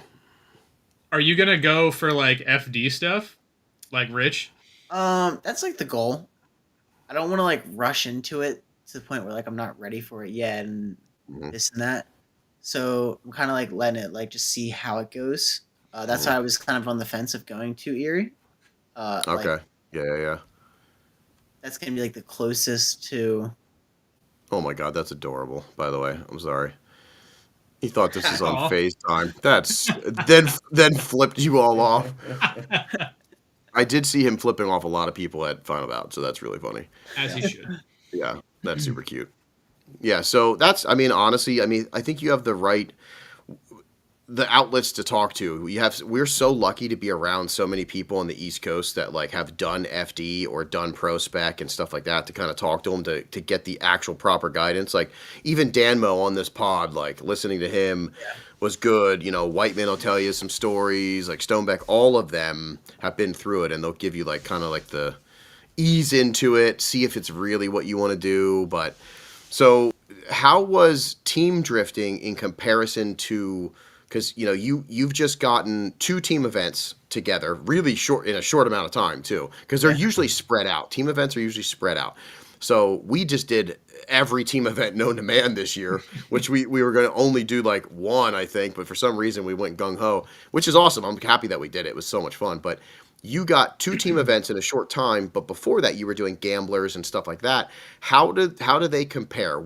None of us have ever done, besides Rich, have done like competitive stuff. Are there, is team drifting way more fun? Is the gambler more fun because adrenaline's pumping? Like, What do you got in comparison? Definitely the adrenaline more on like solo stuff. I feel like driving team stuff is more of just going out and driving for fun. Like it's all fun laps. Oh yeah, all fun laps. It's never like you're lining up on the line, getting ready to go, type of deal. That's why you guys got 5th. Thanks, James. Yeah, I love that. Hey, by the way, that's why we got. Yeah, we did. Yeah, you guys. No, you're included in that sucker. It's guilty by association. No matter what we do, you're fucked too, buddy. That's funny. So the adrenaline with like the 1v1 is like way. I mean, I could understand that. I could see that. Yeah. So what do you gravitate towards? Like, what if you had to? I mean, I know if your goal is for like FD stuff, like. Is that like end goal? Like you literally want to do FD, or you just want to try it, maybe dip your toes? No, I mean that would be like the end goal. Like I would love to do that for sure. No, that's cool. Do you watch any other competitive drifting? But I mean, you heard me talking about earlier the Drift Masters going on this weekend. Poland is this weekend. Yeah. So what? We flying out to go watch it or what? I'm trying to. One of these years, I want to go to Poland Drift. Poland's the best one. Bad. Yeah. That should be great. If you buy me a plane ticket, Jake. There you go. How much is a plane ticket to Poland? I'll buy your plane ticket, then you do the rest. Okay, yeah. It's probably really cheap. I don't know. I don't know. Can't be that bad. Yeah. Who wants to go there? That's what I'm saying. You know, the only thing they last have is minute. It's got to be super cheap, right? Yeah. Oh yeah, last minute too. That's funny. So no, so I was always curious about that because, you know, I never did any like 1v1 stuff that wasn't in a fun atmosphere where it didn't really matter, where there's actually, you're there. If you get knocked out, you just spent how much money to, you know, get in, and then you're done for the whole day and there's nothing else to do. So it just seems like such stress. Yeah, I guess. I mean, I feel like I'm not really, I drive enough that it's not like, kind of like you said, like I'm done. And now I don't get to drive for another, how long? Month or something like that. I drive enough that it's like, I lost. Oh well, I know what I did wrong. Let's drive better next time, type of deal. Yeah. That I do love. Like if I do a gambler, I still get to go drive the next weekend. If it's like a team event, that's like fun. Like it's not always just strictly competition. That's like sucks or like dreadful. That like if you lose first round or something like that, then you're out. Yeah. So it's fun to do both for sure. I love doing both. I like team stuff. I think having two cars really makes it nice too because not when they're broken. But... it's expensive. It's definitely expensive to have both, but like it's at least nice because you can separate that. You know what I mean? You can concentrate on the compy stuff, and then you know you still have your other car that you could drive and stuff like that. Where I don't think a lot of people, some of them aren't that fortunate. You know? Yeah. They'll just do the compy stuff, and then that's pretty much it. You know, all of their budget's there. So then, I mean, I've heard of guys that tried to go compy stuff like pro, and all they could afford is the events, hardly even any practice days in between because the tires cost so much and everything. And like, so that's really nice to get that seat time. But it seems like you're going to have the most seat time out of anybody that I know because you do not stop driving. It's ridiculous. Speaking of that, where are we driving next? Sunday, E-Town, East Coast Drift School. Come hang out with me. Whoa, it's a late. Well, it's funny you say that because Jake and I won't be here because at 10:30 tomorrow morning we're leaving for Poland. Fuck. Sorry about your luck. Tickets are only $1,400 for a round trip. Oh God. And I don't even know if this is the right airport. There's like 9 airports in Poland, so I just picked one. The first one didn't have any flights. This one did, so we're gonna go with this one. You're gonna have to Uber like 4 How big is Poland? I was gonna say it might not be. Yeah, it's pretty big, I think. But I think it's long, isn't it? I should know because I'm Polish. I've never been there, but oh, that's right. That also explains so much. I say that every time. Thanks. Yeah, no, it's a Polish joke, I guess. I don't know. I'm trying to diss you in a way. I'm trying to be like, you know, insensitive, but it's not working too well. Yeah. Okay, so before we end up like rolling out here, I did want to ask you other stuff about style. So, you know, I like to hear this from you're a newer generation of drifting. So you're coming up and you get into drifting, and I'm sure you gravitated towards social medias and you gravitated towards YouTube and stuff like that. What inspired like your thoughts on what a styled up car looks like? Because even your BMW, you instantly had like a fade style and you wanted to do full graphics and stuff like that. And when we talked, because I'm kind of messing around with like we got livery stuff eventually. And the style that you wanted to do is very like Japanese influenced. So I'm wondering where that came from.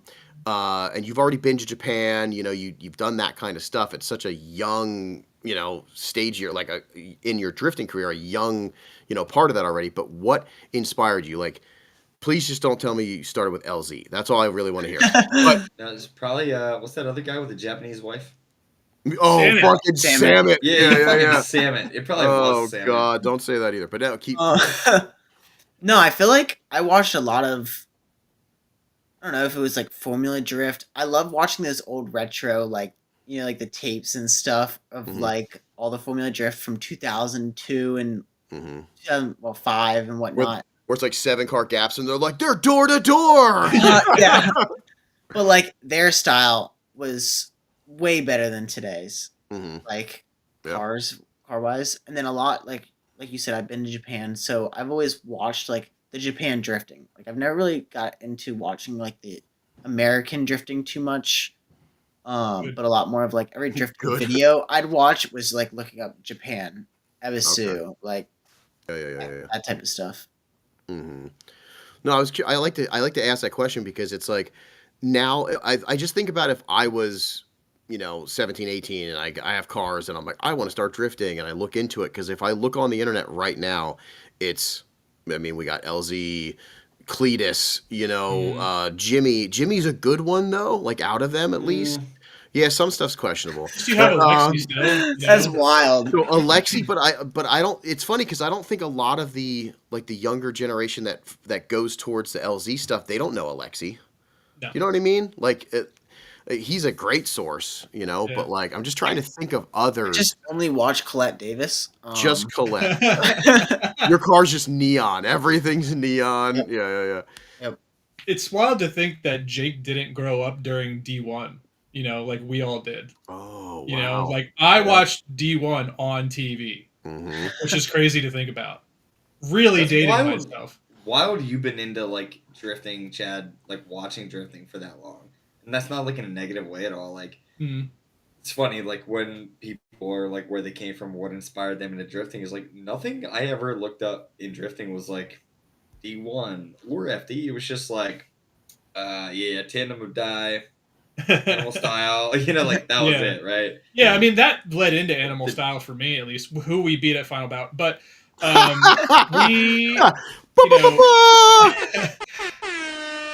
it's wild because like I used to look forward to it. Like G4 TV used to be a thing for the old heads in the chat, and stuff. Yeah, it was a video game centric channel, but they had like a 20-minute session of D1.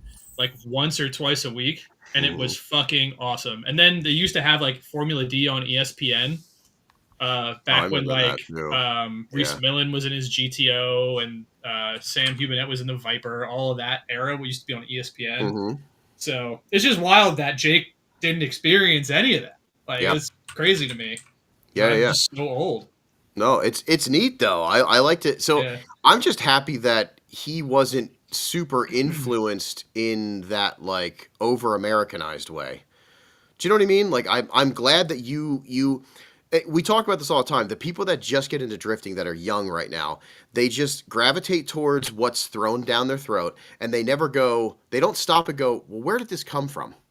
What was this like in the beginning? You know what I mean? Like a lot of people don't do that, and I think it can open up different stuff, because like they'll just see super high FD cars. They won't know about like the low style cars. They won't know if they don't look deep. You know what I mean? And they might love that stuff. Like they might gravitate towards that or be like, yo, this is even sicker, So it's neat that you didn't get tainted by the American side of things in this day and age. Cause it's only been like what, 4 years? Like Yeah, you're licensed. You were only starting to drive 4 years ago. That's crazy to think about, you know? Yeah. Like, I think that was, I mean, we've been a team longer than you've been driving. Yeah. Crazy to think about. That's what I'm saying. So it's so cool that you at least got to, come up not pushed into and again, there's nothing wrong with that. It's just neat to see that you went to Japan. You went to the motherland. You like these other cars. It's also neat to see that you understand competition and understand that a BMW with an LS, and the right suspension is going to be competitive because duh, you know what I mean? Like it makes sense. We get that too. But no, I'm just happy that you weren't influenced in a bad way. You don't run KBD. Sorry. That's why he couldn't be on Hayes. I just had to throw that in there really quick. Does KBD even make an S15 kit? I don't believe so. No. This is a good Could you one. imagine? He only likes them because Chad has Legos on.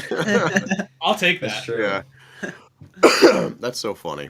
Oh, damn. I just tried to post a comment in the chat to respond to Angela's comment. I'm trying to find it. It's not showing up on my YouTube. Which one? That something about where my son's been watching you guys growing up.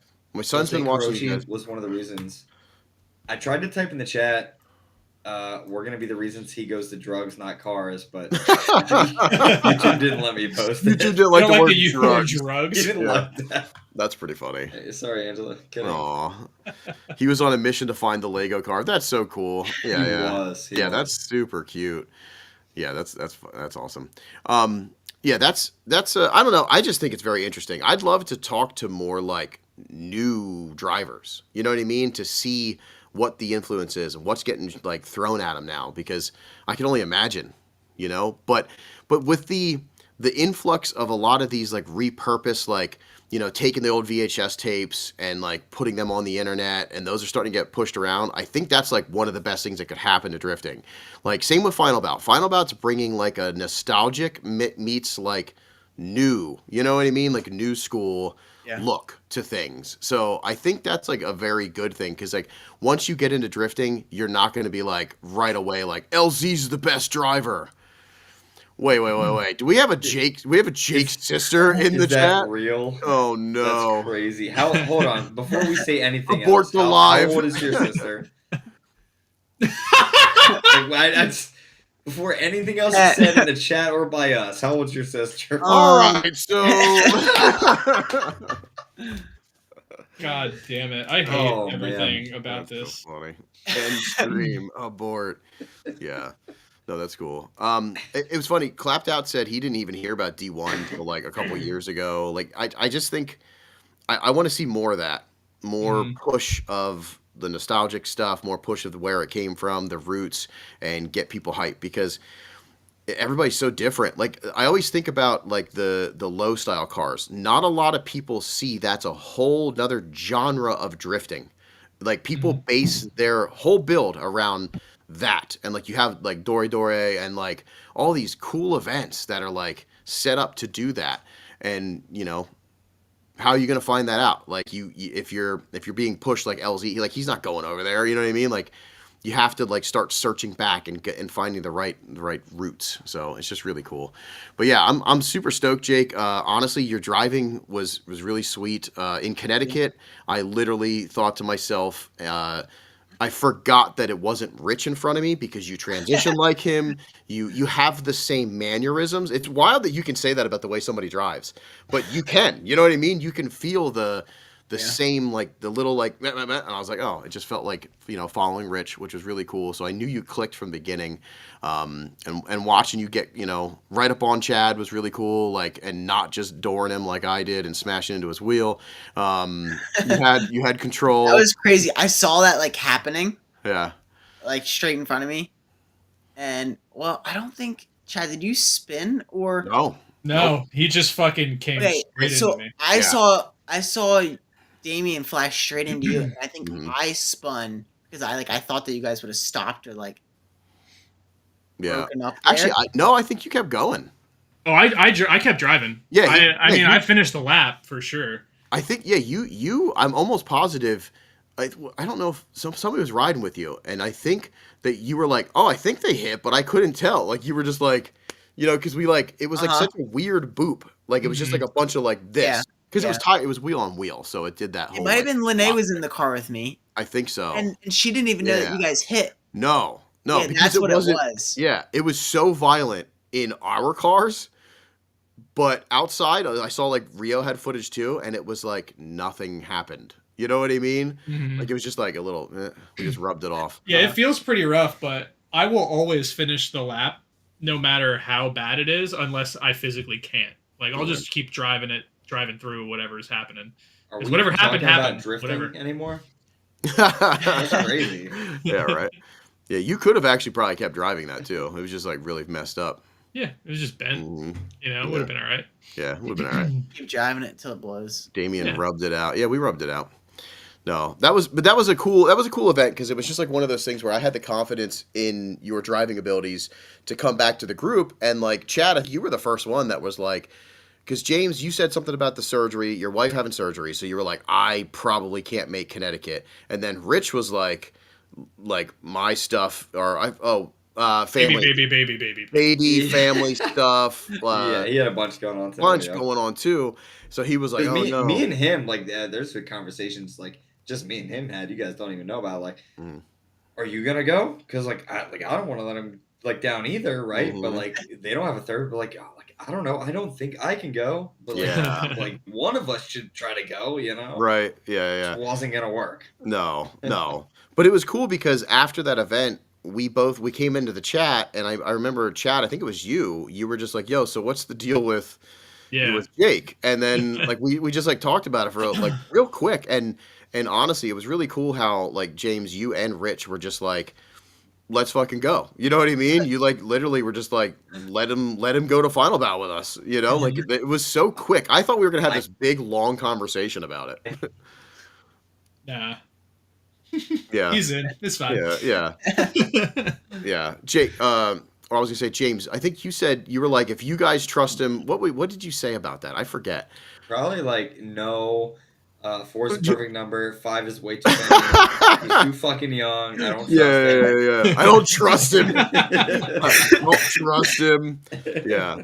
No, it was so funny because like it was just kind of like a, should we? Like we didn't even like, it was just like a thing, and it just it spiraled in the chat for like maybe half a day, and then I was like, all right, well let me call Simba, you know, like, and then we just looked at the time, and I was like, oh shit, like this is gonna suck. You got 3 weeks, buddy. You win or you out. Yeah, that was rough. So and honestly, a big shout out to Limiter Glove Co. and New School Vinyl, Jake, who is probably too high to even open his eyes right now on the couch, but thank you, for shout out to him because he helped us do this like in secret, like rushing around. And then honestly, Jake, I was very impressed where I guess at the event was funny because we were at the fence, and I remember being like, oh man, we got final bout, blah, blah, blah.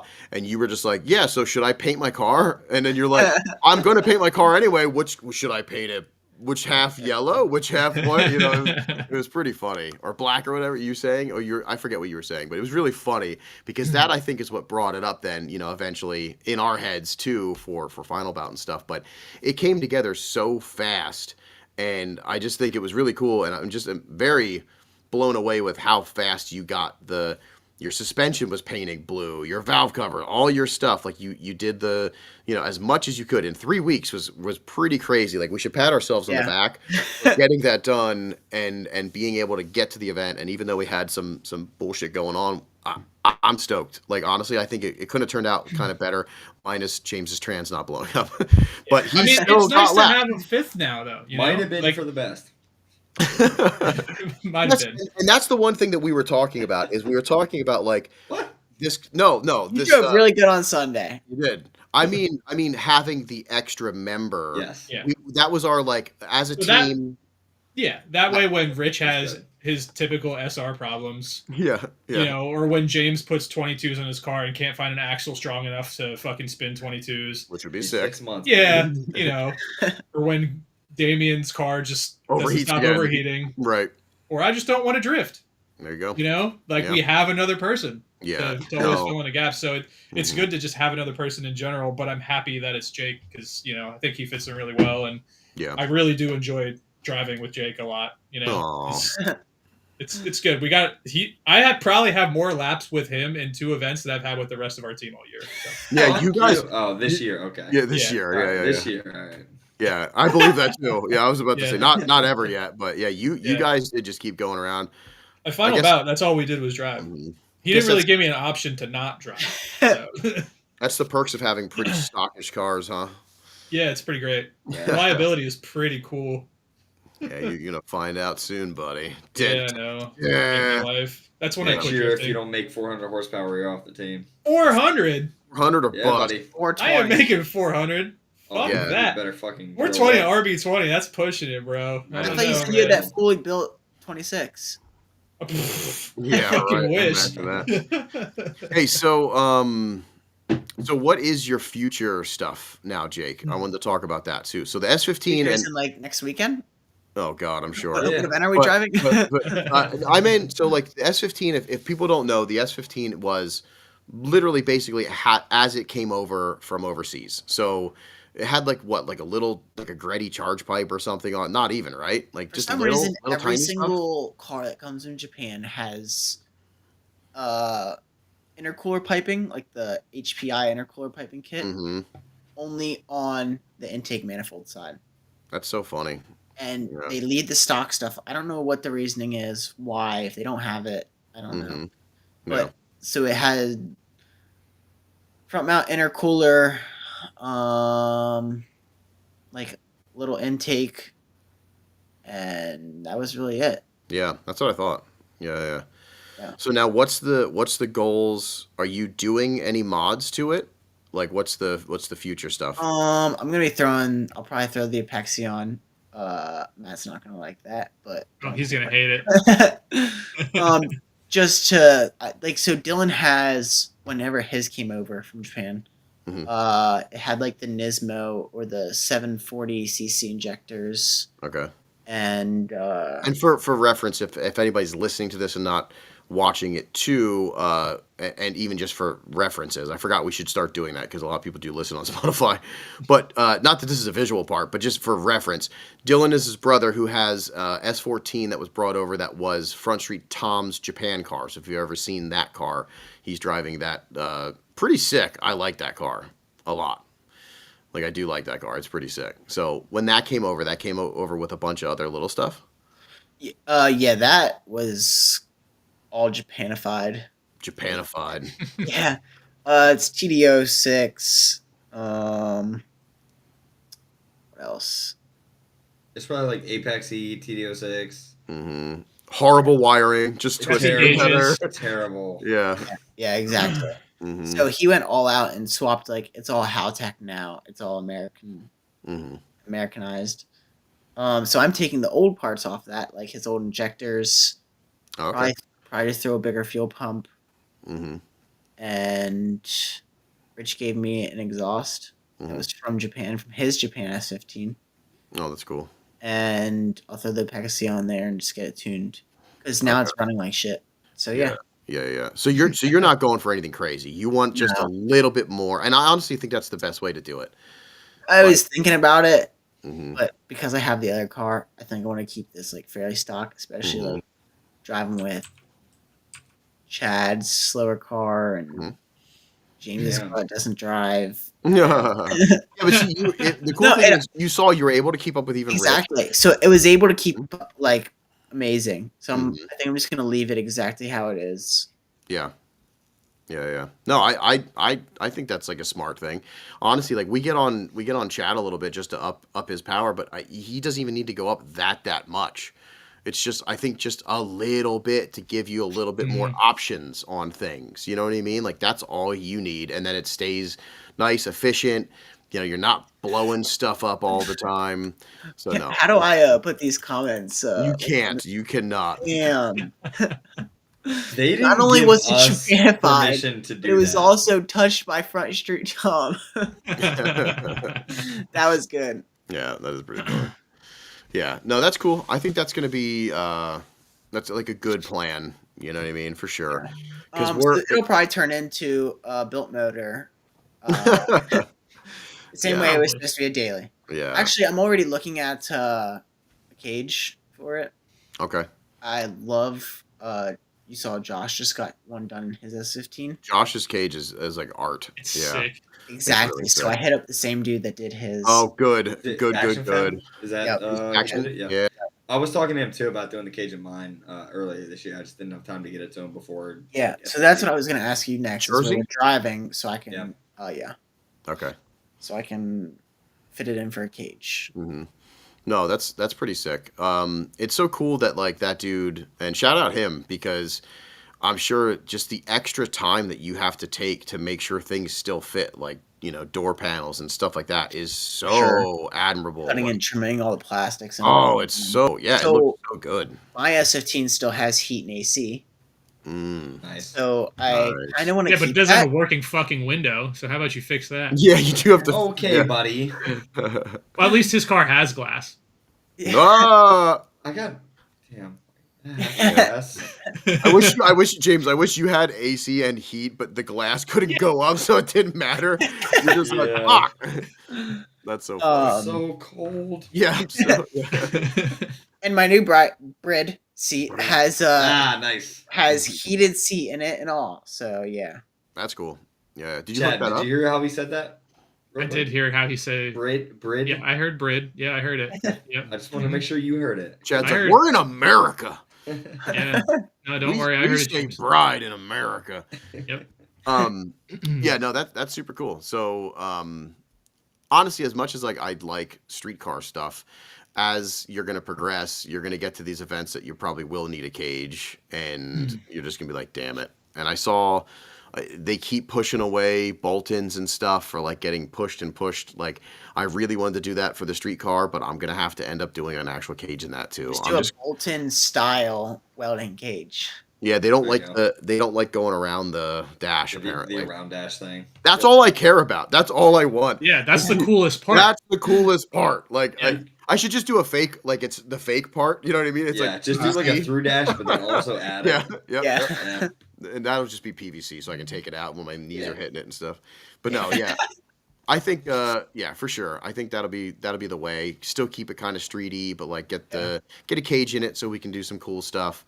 And that's rad, man. Yeah.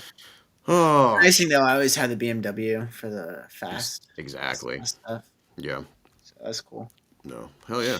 Well, man, I'm sweating over here. Speaking of being hot, and it's past my bedtime, so I've been working so hard on SXD that like I've been passing out early and getting up early and getting right to doing computer things.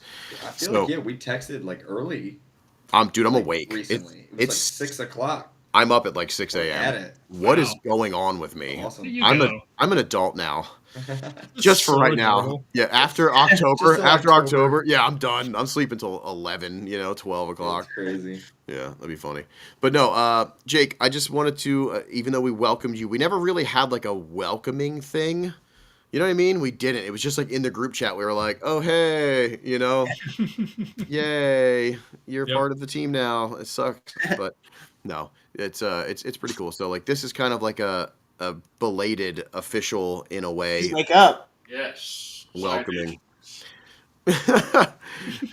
Whoa! Hey. Sleepy boy, Dylon. Best 5 rappers alive. Yo, his hair is great. Wait, did he actually just wake up? Wasn't his girl's boyfriend? Girl's boyfriend. Girl's birthday. What? Wake up. Nah, I'm just chilling downstairs. Just chilling. Just chilling. Okay, it was his girl's birthday. And his hair looks like that. I don't think so, buddy. Yeah. Sorry, Dad. Dylan said his wheels already finished. Burn. They're still black. That shuts you up quick. That's funny. All right. Well, no, seriously though, it was cool to get to talk to you, let everybody else get an idea and see the face, not just the car, because your car's all over the internet, which is sick. I was glad to see that, and I knew that was going to happen. I knew not that you and Chad were going to get the VIP treatment in the Grid Life warehouse, which me and James were the fucking plebes on that one, but still. Yeah. Thanks, Simba. You fucking. But I just thought it was really cool to get you as into the final bout world as you could have gotten was this trip, and I am so stoked that happened because I wanted to give you that experience and like with the team. I thought it was just really cool. So, thanks for shredding with us, and I can't wait for the future stuff, man. We're gonna do some really cool shit. I know. I said last year when I went to final bout, I was like, man, I'm gonna drive this someday. That's awesome. And here you are. The next year. What's next? So actually, I already got it figured out. You know how we get the Japan teams and Netherlands or New Zealand teams to come over here? We're actually going to be the American team that goes to Japan. Oh, I wish. Well, Real Dream already did it. But really? No. They didn't. They have a team over there. Coda. Yep. The Yoda. Mm-hmm. Is part of that. Yeah, they have their own team over there. That's like us just like texting a couple dudes in Japan and telling them to throw Karoshi stickers on. And Karoshi team. Yeah, Auto Real Nightmare isn't doing it right. No, absolutely not. Who's got that shirt they made? Yeah, right. Yeah. Did they even sell any of those? They sold all of them like Friday while the pits were closed. Yeah. It sucks because I actually wanted one too. I forgot about it. I'd love that Rich has one. You know what I mean? He bought one. So yeah. Okay. So we'll talk to Simba and we'll have him ship our cars over. Yep. Everybody hit him up next year for SSJ. Yeah. There. We're not even driving SSE, and we're driving SSJ. That would be so sick, though. We got to give the East Coast teams a chance. You know what I mean? Like someone else deserves it. We didn't place. James ships his car all the way to Japan just to sit in the pit. Just to fucking break, dude. Man. I feel like that'd be such a waste, though, that my car just came from over there. I'd have to take the BMW or something. Yeah. They'd be like, "What is this?" No, they have BMWs now. No. Turbo LS though, that's got to be like. Yeah. The point that we got to get big enough to be able to build over there and have J team cars would be so cool. You know. Well, we just need the podcast plane. That's true. Planet, right? Can we write that off? Yep. Yeah, we can write that off. Oh yeah. Fly the cars. Oh, it'd be so cool. Imagine. Drop them like pretty cheap, I hear. So. Drop them like Operation Dumbo Drop. They're just like, okay. That'd be pretty cool. Yeah, right onto the track. Burn out in the air, drop it. Yeah. Right hey, Fast and Furious like that. Yeah, they did do that. Alan Martin, take a Corvette. I'll take your Corvette, buddy. Alan messaged me and he goes, he saw something in the background of one of my like reposts. And he's like, there was a Corvette at Final Bout? And I was like, oh shit, I wanted to count that. I want, last year we counted how many LSs there were. There was like one, and we counted BMWs like in total. It was like Corey Hayes, and there was like one other. Yeah, Jacob. I forget his name. Was that it, really? Chase Bays. Well, I mean, it wasn't like competing though. Yeah. There was a lot of S chassis this time. Yo, that's pretty domestic good. Violence. Kind of crazy. That's pretty good, Mac. That's pretty good. I like that. Camaro's yeah. Palmer's. Nathan here. Yep, Palmer's. I forgot about that. Yeah, it's funny because they are. Oh yeah, Wink had the SR E36. Yeah, but that's like that was this year. That's the E90 or E9. Yeah, it was an E90. That was the green one that caught on fire right in front of our pits. Oh yeah, that was Wayside's car. I'm trying to figure out how I missed that because I heard about that, but I didn't see it at all. You were underneath the car. Is that what it was? No. You were in the stands. You were in the shit. And when we came back off track, it was there on fire. Yeah, you were up there like giving us the whole, I don't know, guys, that was okay, but like do better. Yeah. It was funny because the whole reason, number one, being the fourth car, I've never got that fucking view, but the whole reason I really thought we were fucking sucking was James's conversations with us. I was like, oh man, we're not doing that good. Then we get second in driving. You were doing good. I just wanted you to do better. Honestly, it worked. It was a great strategy because I was like, shit, just be like, you guys look horrible. That was awful. Like, clean this the fuck up. Closer. Yeah.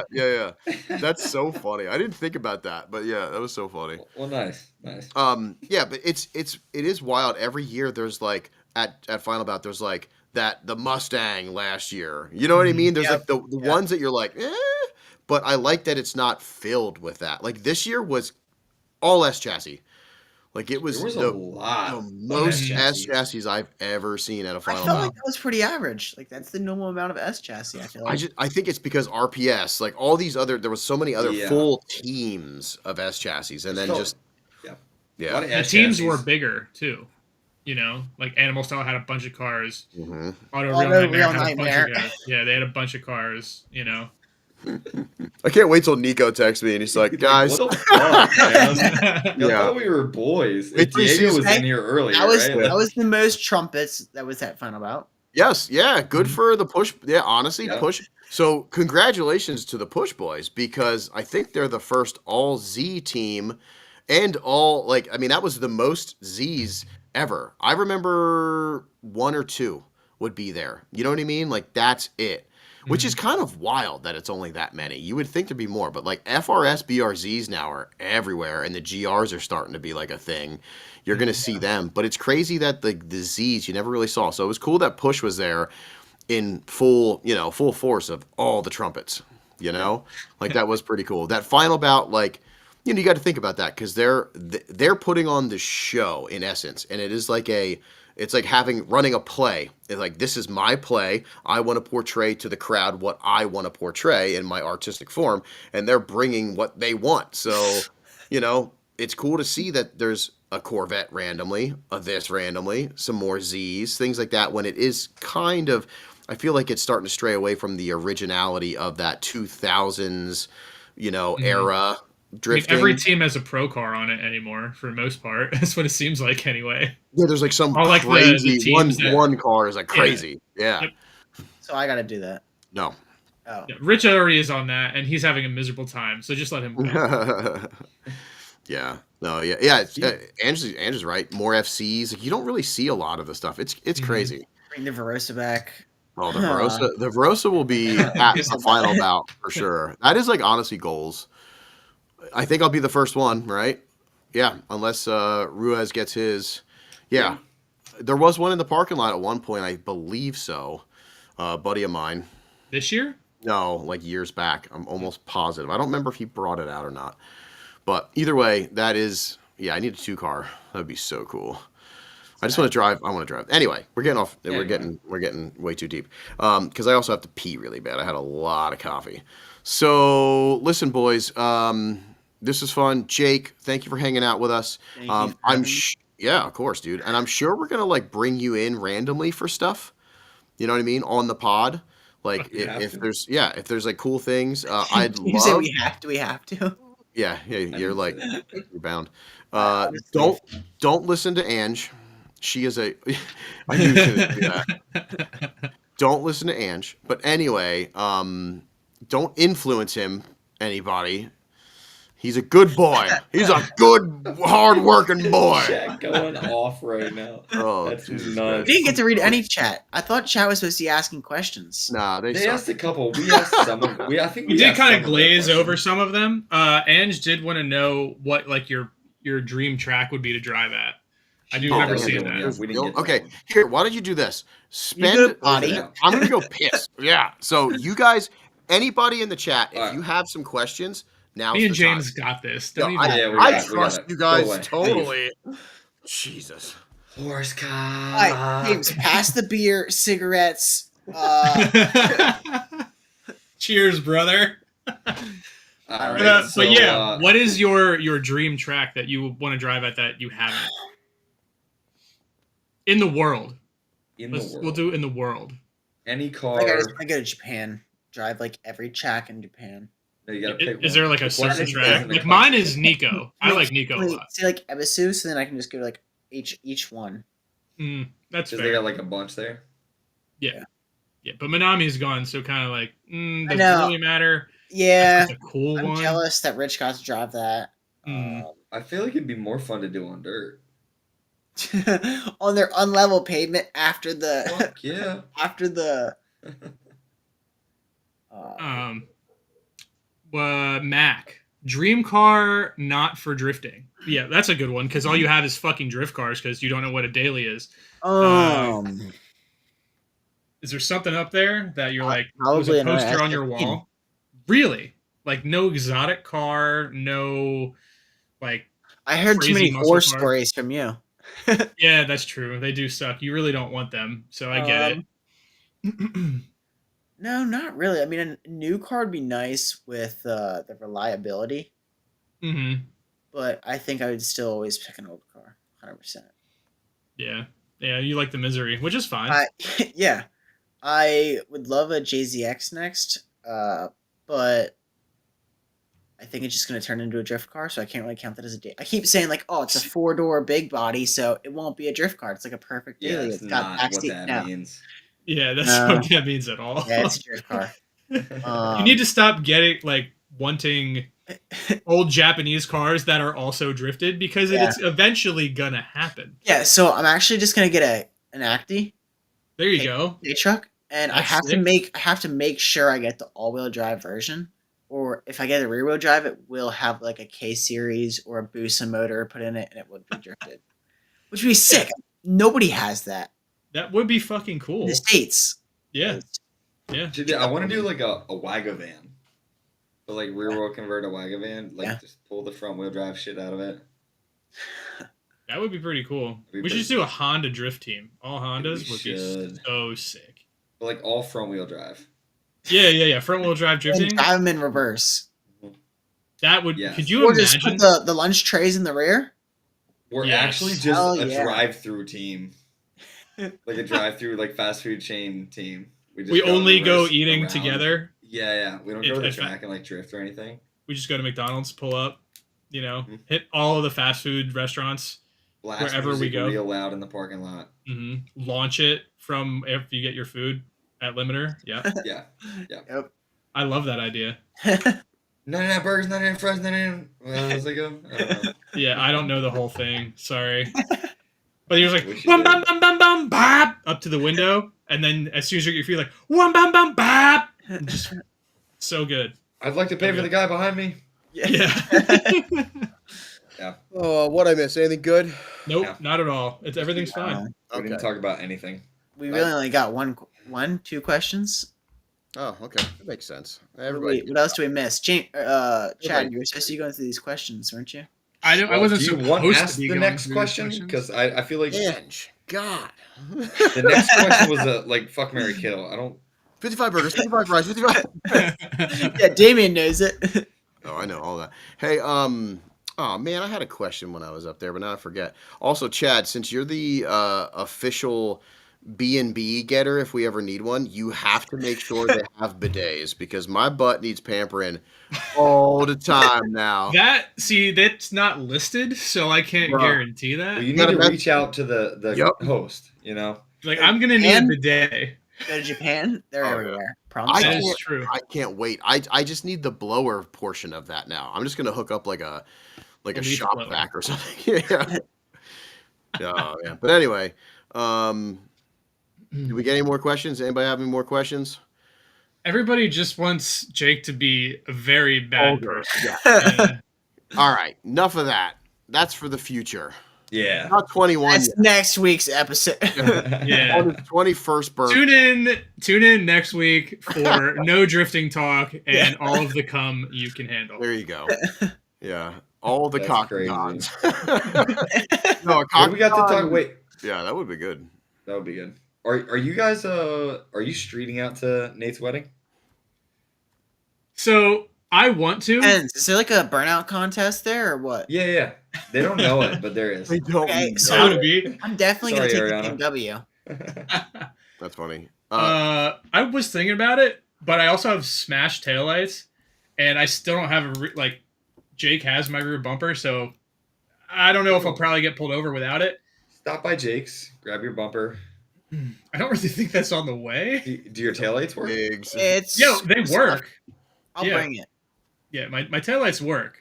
Bring the Miata. Yo, he said after wedding shenanigans for anyone down, I have a 6 spot. Bro, it's going to be like midnight. This dude's married for like 4 hours. Put new tires on the car? Hella street shit, dude. That's funny. I planned on doing Corolla stuff, but I have too much to pull apart, and I don't think I'm going to get to it. So It's probably just going to be, and Verosa is up on jack stands because Chad still has my wheels. It's all right. I just wanted to throw it in there, making sure that they knew that I don't have wheels for it. But it'll probably just be Porsche. Damn, so I'm going to be the only dumb shit streeting a stupid car out there. I mean, I might. Oh, Mike and them are gone. It's going to be, as long as the weather's nice, there's a very good chance I'll bring it. The weather's going to be nice. Chad, really worried about getting past pulled my over. house. Hey, you probably drive right past my house, meet up with me like 3 o'clock, 2:45. We'll cruise the rest of the way out there together. And if anyone's getting pulled over, it's me. That is true. That is true. He's the camouflage. They don't even see They don't even look at you. They're like, you look what like the fuck is that? regular ass traffic. Are you going to roll with the 19s? I'll have to put the JZX back up on jack stands. But if we're doing street shit at night, maybe don't put 19s on. Oh, fuck yeah. If we're actually doing street shit, we're going to have to talk. Maybe we're going to have to talk. That's funny. I'll put new tires on my car if there's a possibility of that. So. I'm live when James gets pulled over. Yeah. Ariana asked, "Are you street driving the car, Jake?" Well, my car is not running great. Oh yeah, your car isn't running good either. So we'll see. You got 3 days to get it right. Yeah. James drives his car when it's not running right. Bumper back together. Oh man, I'm hoping that I pull I'm going to try to get to it tomorrow, but I have so much dumb SXD stuff. But if I can get to the cooling tomorrow and the fins aren't full of like mud again, I might just flush it again. Then I would actually take the car out. But I'm just scared of like what happened in Chicago where it's fine. And it's like, yeah, another fucking head gasket or something because I'm not paying attention because I'm worried about hitting stuff in the road, you know? Because that's what was happening in Chicago. I'm like, and then I just happened to glance over. I was like, oh no. Yeah. You got to stop caring like James and just eat it. Just eat every bump. Yeah. Just part of the fun. He actually sunk his motor in the mud. Nobody. I do have a mud motor. KAs are such mud motors. I hate it. Yo, by the way, you know what? I will talk about that later. I'm not gonna. It's later dumb stuff. But anyway, now I'm ready. I'm gonna get out of here. So, Jake, thanks for hanging out. Everybody in the chat, thanks for hanging out. You're gonna see him popping in and out on some podcasts. You're gonna see him, of course, on the Karoshi page with us and hanging out, doing cool shit. Make sure you follow him. His Instagram is on his thingamabob. Let's make him real big for a second. Jake Moul. Like the animal. It is Jake Moul. It's not Moul. Owl. Or like the Don't snitch. say that. But yeah, either way, he's already family. He's like it's like Olive Garden in this bitch. So when you're here, you're eating breadsticks. Yep. Oh fuck, I want breadsticks. I'm so hungry. Fasting. I never gave my adopted little brother breadsticks. No. I'd always say like, wait till we get the second basket, and then I'd eat them all again real quick. Yeah. And just laugh at him. You know what I mean? Accidentally drop the last one on the floor. Like, oh, sorry, that was supposed to be yours. Get the next basket. Because they don't stop coming. Yeah. I mean, I don't think I've ever gone. We should never gone to. Team Olive Garden would be sick. My mom cooks everything every night, like, so I never really go out to eat too much. Well, tell her to take a night off and go to Olive Garden. Whole family, we're all experience true Italian cuisine. True. Tell your dad. Straight from the freezer. Mom works so hard. Like, you ought to just take us all out for a night. Let her not cook. Olive Garden. I don't know why. It's just first thing that popped up. Yeah. Team Olive Garden would be fun though. I am so down for that. All right, are we doing that this weekend? Street to Olive Garden. Dude, we're doing takeovers in the Olive Garden parking lot. Yeah. Be there, be square. Yeah. Oh god. Oh my god, Damien, log us off. We're in trouble now. So well, that's Wild Steve's back. That's the problem. No, everybody, thanks for hanging out. We'll see you next Wednesday. Hopefully, I think I have some SXD talk next Wednesday on the pod, and we'll have I think a Rio back. So we'll absolutely no drifting talk. No drifting talk. I was thinking about like trying to live give away one of my cars on the pod next week. Just straight up, just for free. Like, where do I set up for that? Free giveaway on the internet before that. I don't know. Gotcha. I like it. I mean, if we want to do something, that'd be kind of fun. If I know you were talking about like waffles and stuff like that, maybe we could do something cool with that. You know? What if I win James's car on the pod? That's what would happen. I'm not giving that one away. Yeah. Bye, everybody. We're out. Thank you, Jake. Bye.